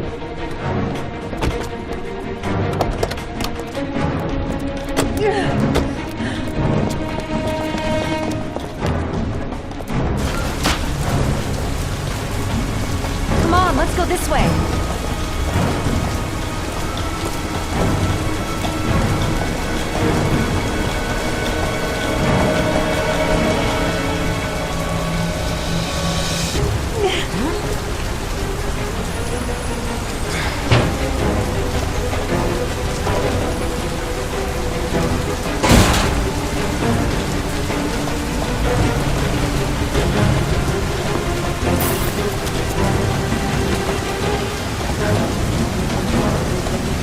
Hey, you, don't move! I'll shoot! Come on, quick! I can't. Hands in the air! Lieutenant, there's a man and a woman exiting the alley. A woman? Shit! It's that What the girl hell who am went I in! doing? Helping a Everybody fugitive downstairs! escape. They're in the I alley! must be Follow them! completely out of my... The subway. Jeez, just have it out of it. I'm dead weight. I won't be able to carry him for long. The subway entrance across the street. It's our only hope. The subway entrance across the street. It's our only hope. Shit! They spotted us! We need to move while we still have a chance.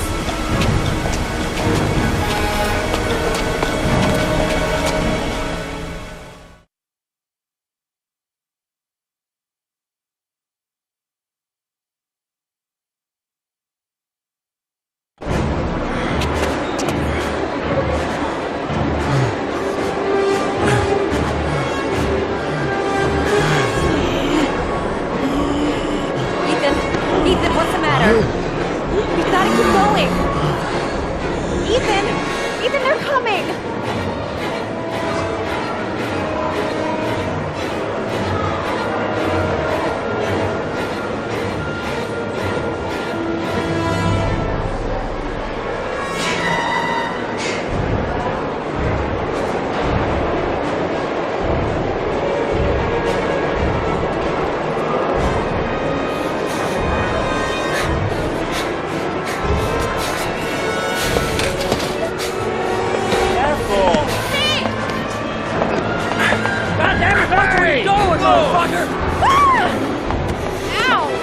Hey, watch it, man! Please! Stop or I'll shoot!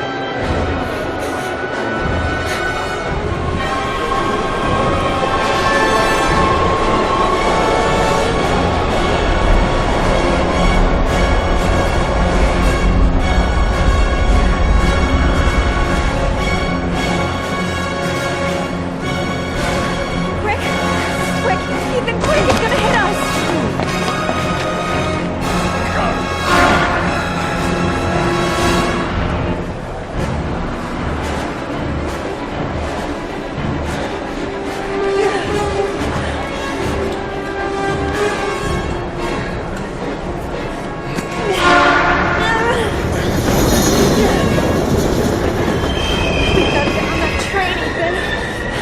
It's our only chance.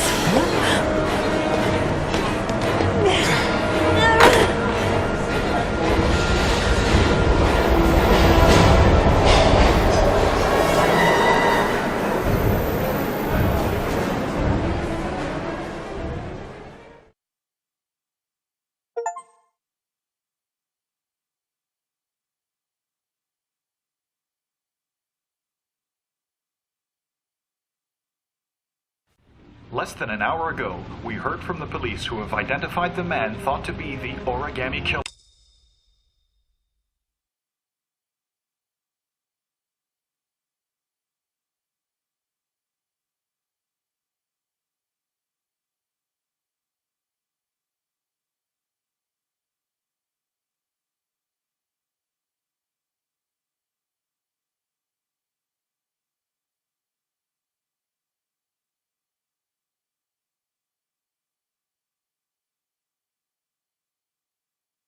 Ethan Mars, father of the kidnapped victim Sean Mars, is on the run and should be considered armed and dangerous.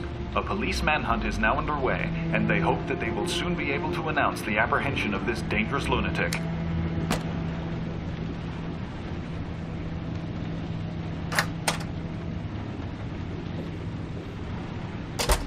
I brought some food.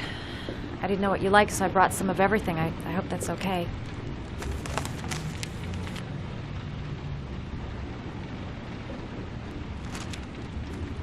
Why are you helping me, Madison? You know nothing about me. You could have been killed. I don't know. I guess it just seemed like the right thing to do at the time. You needed help, I helped you. You're all over the news reports, Ethan.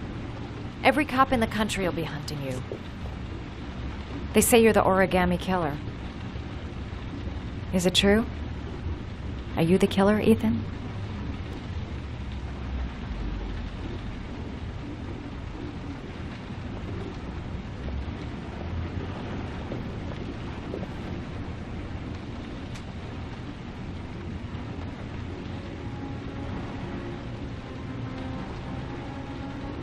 I sometimes have these blackouts. Times where I don't know what I'm doing. As if I'm someone completely different. The only thing I remember afterwards is the bodies. The bodies in the water. Why are you hurt, Ethan? Why were you in that apartment? I think my other self is testing my love for Sean. He wants to know if I'd love my son enough to save him. That means there's some part of me that knows where Sean is. But the only way to find him is to go through these trials. Why can't you tell that to the police? And tell them what? That I'm a schizophrenic who drowned his victims and has kidnapped his own son? They'd never let me go, and I have to stay free to save Sean. I have no choice. I'm his only chance. When Sean is out of danger, I'll turn myself in, but not until then.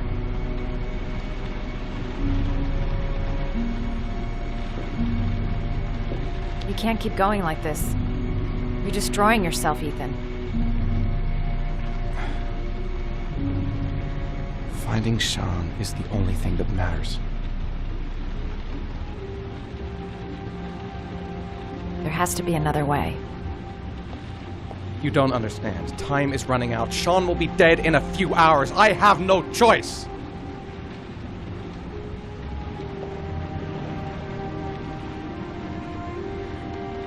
Please, Madison, leave.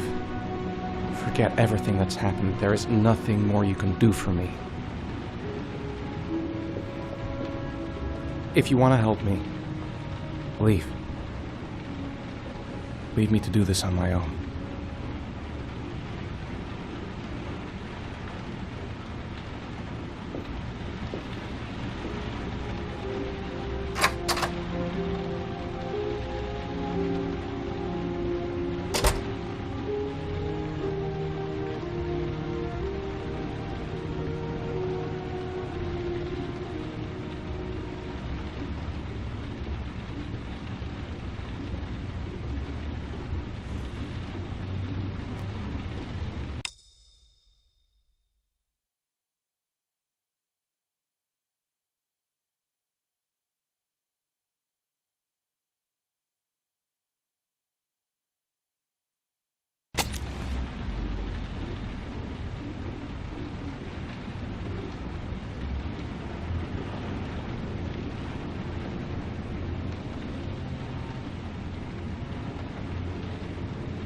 The box.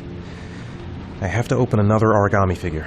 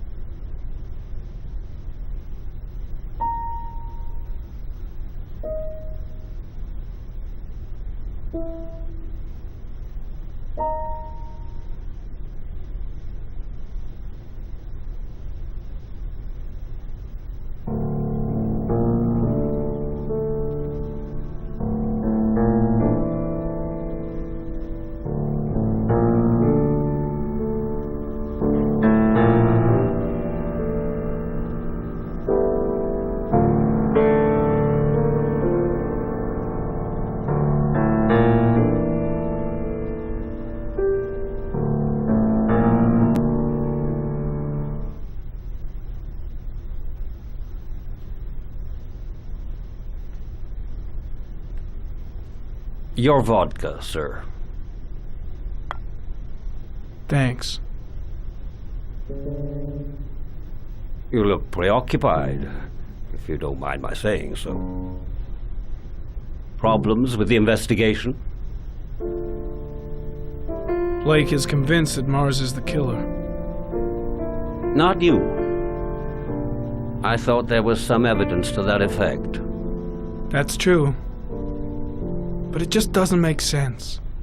His psychological profile doesn't fit. Neither does the geolocalization. I can't see this father drowning 8 victims before kidnapping his own kid. Mars is not the origami killer. I'd stake my life on it. Then who is? I haven't the faintest fucking idea. Maybe you should review the evidence in your possession. That's just what I was thinking of doing. Oh, one last thing, sir. You should be careful not to overindulge in you-know-what. It can be dangerous. Very dangerous. I'm trying to keep a handle on it, but that's difficult. It gets more and more difficult. It'll end up killing you if you're not careful. That would be most unfortunate, sir.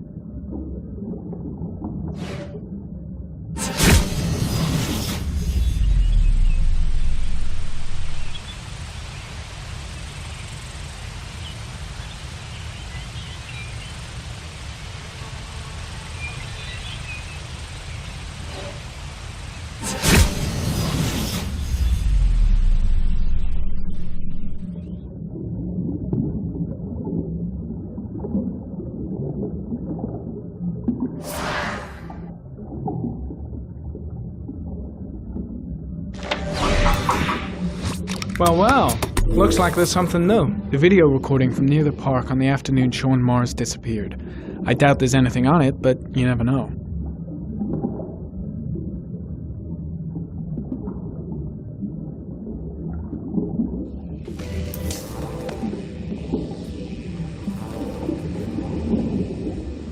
A Chevrolet model corresponding to the tire prints passed at 16:02 heading for the park, when in the opposite direction at 16:37. That could fit the time that Sean Mars disappeared. Could it be the killer's car?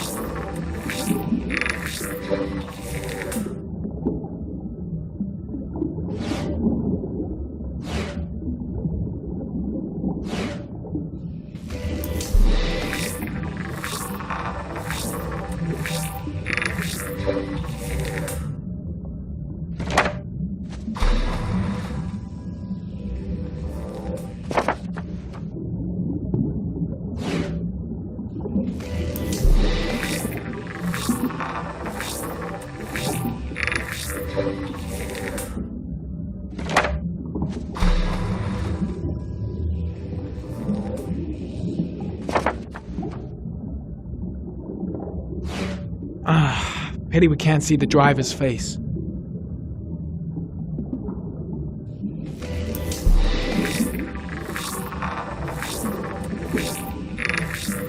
The car was stolen. Let's see. A certain Jackson Neville was suspected of stealing it, but the charges were dropped. Not enough evidence.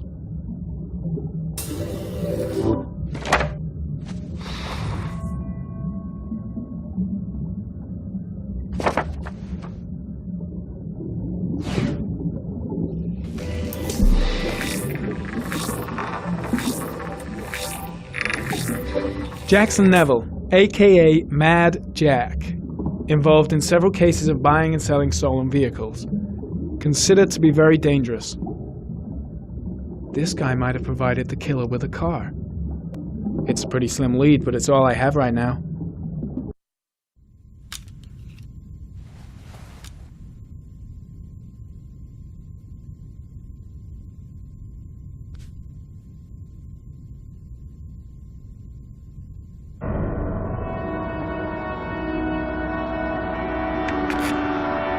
Oh, one last thing, sir. You should be careful not to overindulge in alcohol. It can be dangerous. Very dangerous. Shit, it's coming. Tryptocane. The tube is on the bedside table. All I need is to take some, and the pain will go away. I should resist. This is gonna kill me. I know I can resist. I just need to stay in control and do something until it goes away.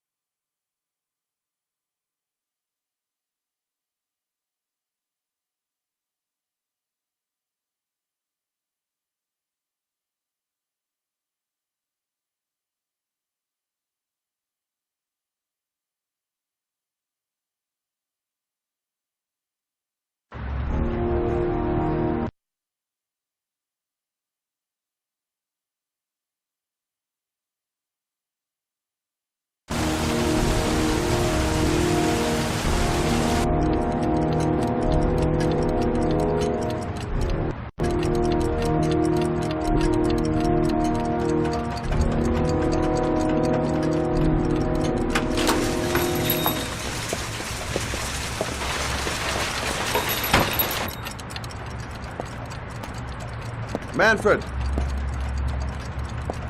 Manfred! Anybody home? Nothing much changed here. Just the dust and the clocks ticking on and on. What was that meeting with Charles Kramer at the golf club really about? Why is he so worried about me investigating his son? I was crazy to let her come with me. I was trying to help out, but she just gets in the way. I'll have to talk to her later.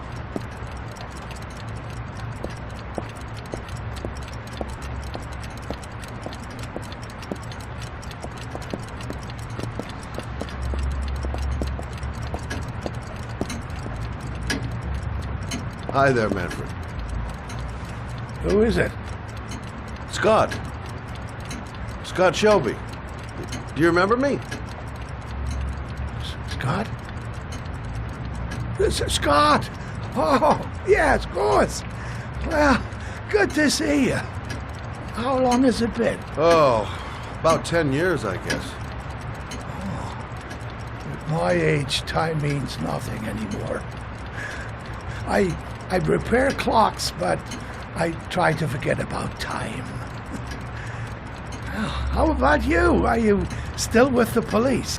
Oh, no, I quit. I'm a private investigator now.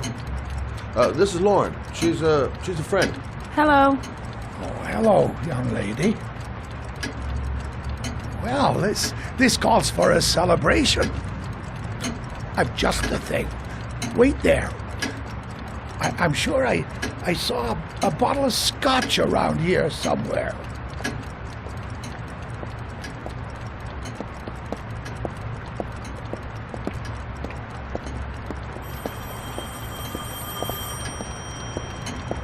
Do an old man a favor, would you, Scott? Tell him to call back this app. Sure, no problem.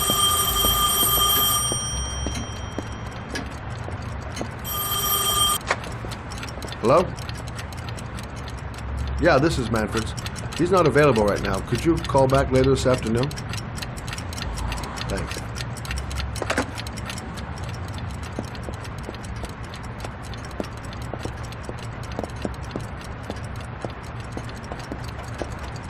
Well, to old friends.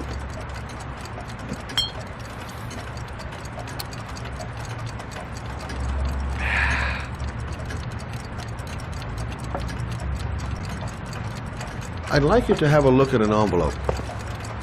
I thought maybe you could tell me about the typewriter that was used to type the address on it. Oh, let's have a look.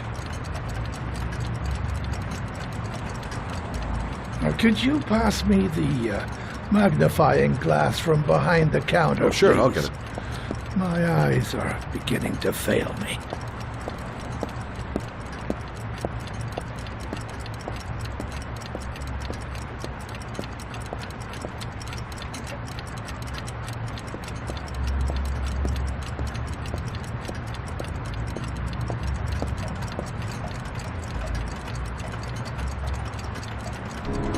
Thanks. Well, let's see what this envelope has to say for itself. A Royal 5. Yes, the shape of the T's and the F's is typical of that model.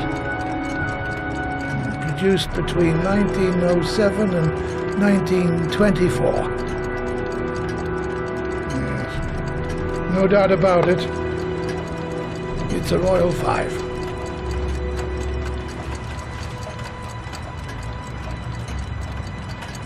These typewriters, are they rare? No, they're fairly common. I'd say many folks have one gathering dust in an attic or in their cellar. Do you keep a record of all your clients? Oh, yes, indeed. At least the ones who pay. Any chance I could get a peek at that? Yes, of course. I keep my account books in the office. If you're not in a hurry, I have a list of all the clients who ever bought a Royal 5 or had one repaired. Yeah, that would really help us out. Delighted to help. Give me 2 minutes, and I'll be right back with the list.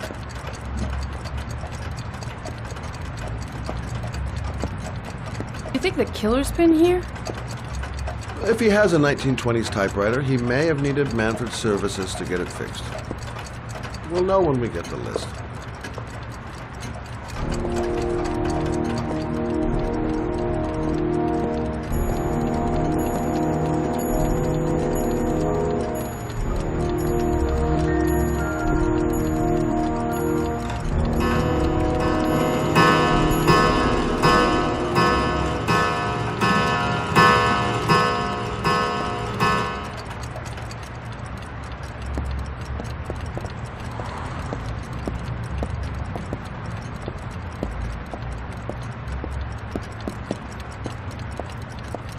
Lauren thinks she's about to find the killer. I'm afraid she's been a while since Manfred went. The killer's name might be in Manfred's papers. Been a while since Manfred went into his office. I should take a look. Hello? Manfred! Hello? Your call is lodged, sir. A police car will be there in a few minutes. I need to know who you are, sir. Sir? Hello?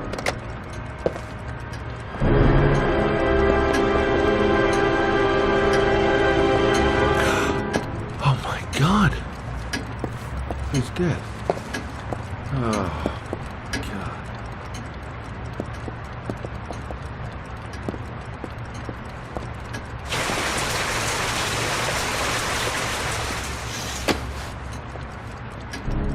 Scott?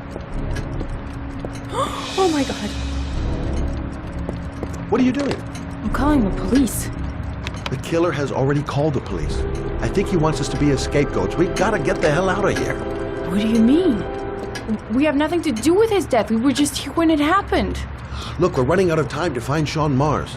The last thing we need is 24 hours in a police station explaining this whole thing. Well, so what do we do?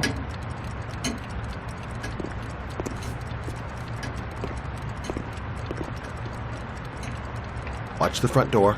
I'll get rid of our fingerprints from everything we touched since we came in. You better work fast. The police are going to be here any minute.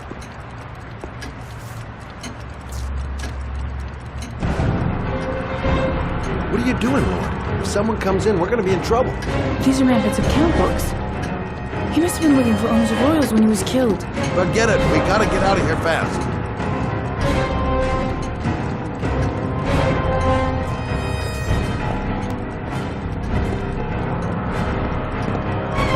Don't forget to clean Lauren's prints, too. Don't want her to be mixed up in this.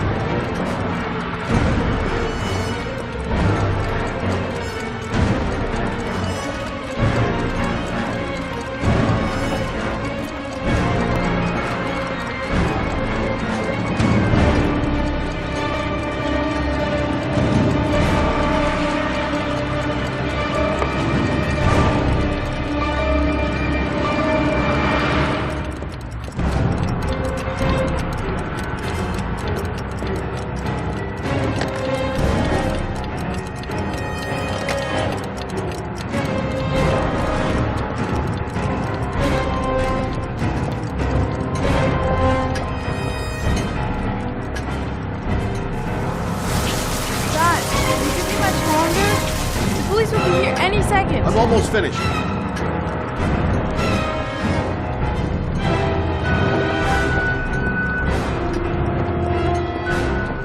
Running out of time. Gotta move faster. That's it. We're done. You get all the prints?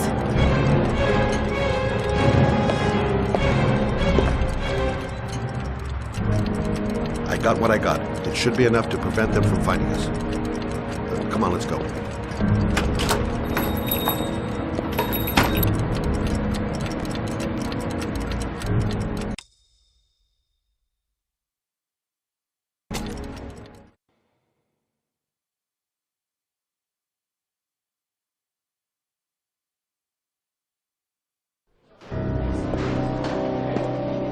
So, you claim the victim was killed while you were in his shop, correct? Yes, he went to get something in his office. A few minutes later, I went in to see if he was okay. That's when I found him.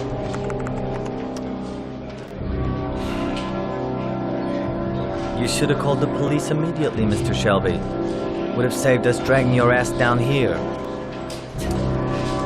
Listen, we had nothing to do with his murder. We were only there by coincidence. I just wanted to spare myself a few hours declaring I didn't see anything to a police officer.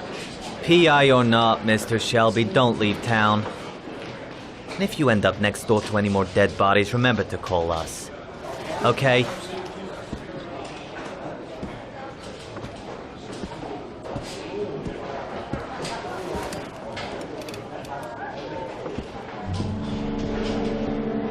Well, well, Scott Shelby. You in trouble again? Wrong time, wrong place. You know what it's like. Don't sweat it. I'll take care of it. For old time's sake. Thanks, Carter. I owe you one. You on to anything at the moment? Well, I got some ideas. Nothing concrete. Well, if it goes beyond the idea stage, you'd tell me about it, wouldn't you, Scott? Sure.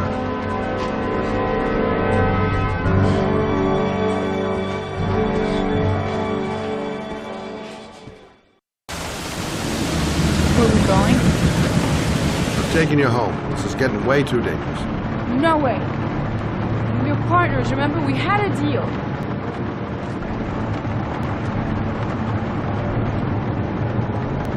Listen, Lauren, I know you want to find the killer, but you're not helping me by putting yourself in danger. I'm not a child.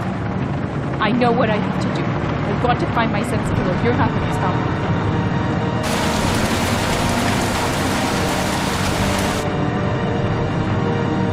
You're gonna be a good girl, you're gonna go home, and let me get on with my investigation. Stop the car. Stop the fucking car!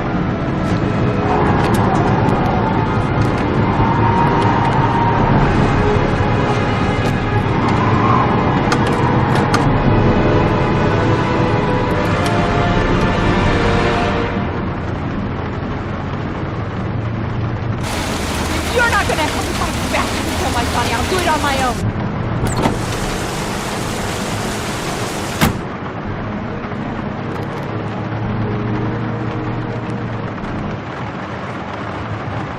Crap, I have no choice. I guess I'm doing this to protect her.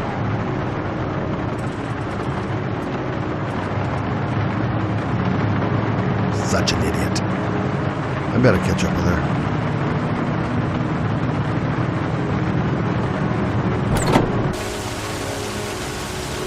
Lauren!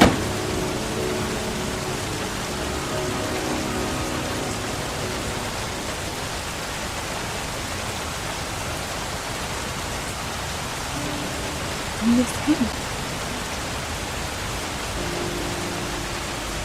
I miss him so much.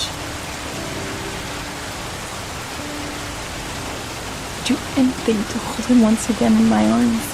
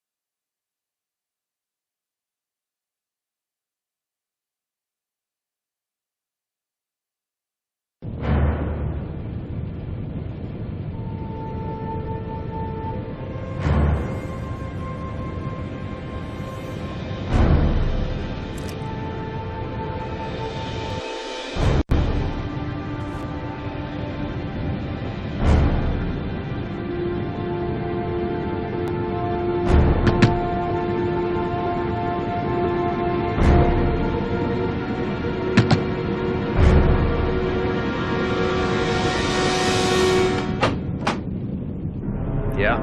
What do you want? Oh, fuck. I said 1,000 times that I don't want any junkies at my door. If you want to score, man, you gotta fucking call first. Hey!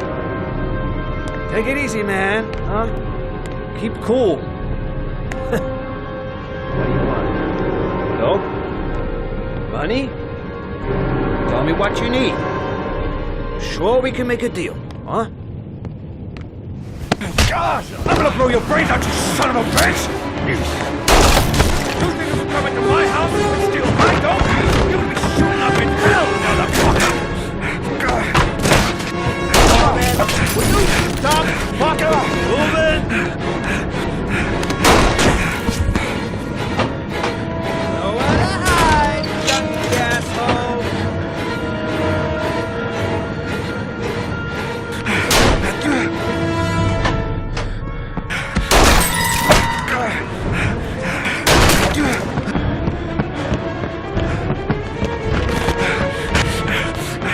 Move your body. I can hear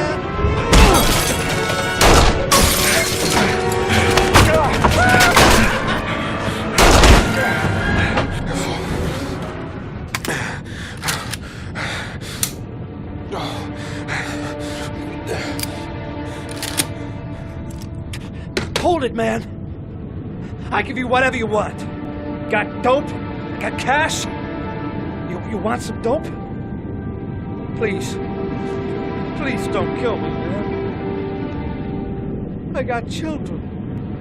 These my girls, see? This one's Sarah. And a little one. That's Cindy. Please, man. I want to see them again. Please. Please don't shoot.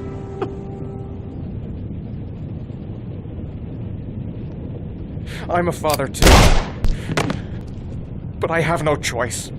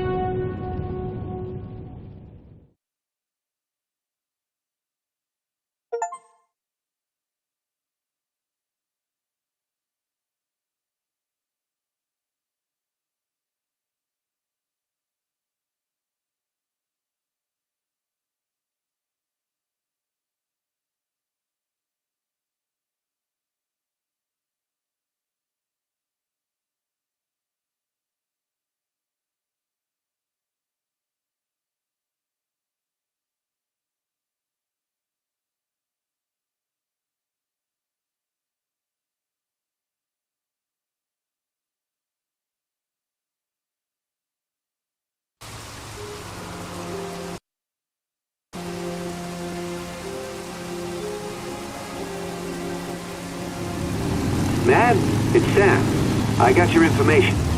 The owner of the apartment in Marble Street is a Dr. Adrian Baker. He's a struck-off surgeon. He used to sell drugs to junkies on the quiet. He made some cash and bought up some cheap-ass apartments, including the one in Marble Street. Of course, he got caught. He did a few months in prison and was struck off the medical register.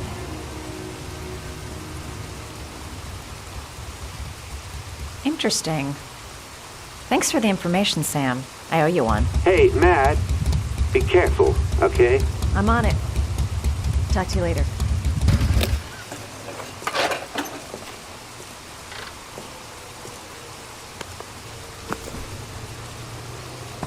The owner of the apartment where Ethan cut off his finger lives here. It's not much of a lead, but it's all I've got.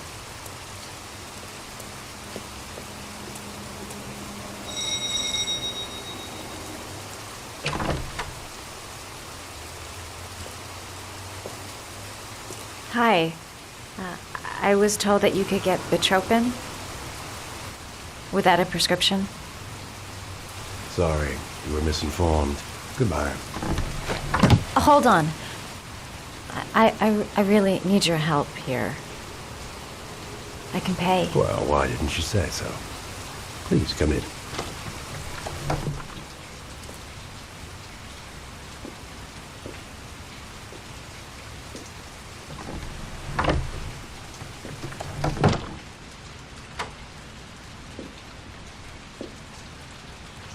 So, you're looking for Bitropin, my dear?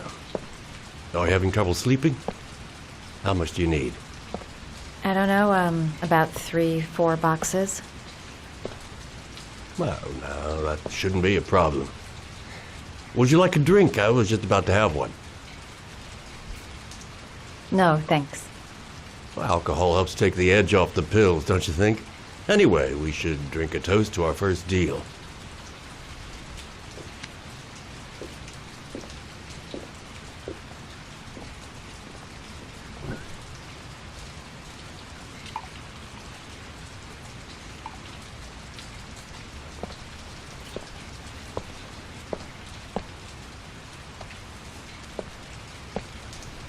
I haven't seen you around here before.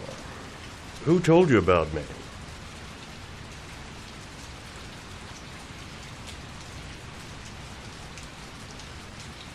The important thing is that we're here, right? I heard you had some apartments for rent. I'm looking. Sorry, darling. Those are all booked up. Shame. I was looking for something around Marble Street.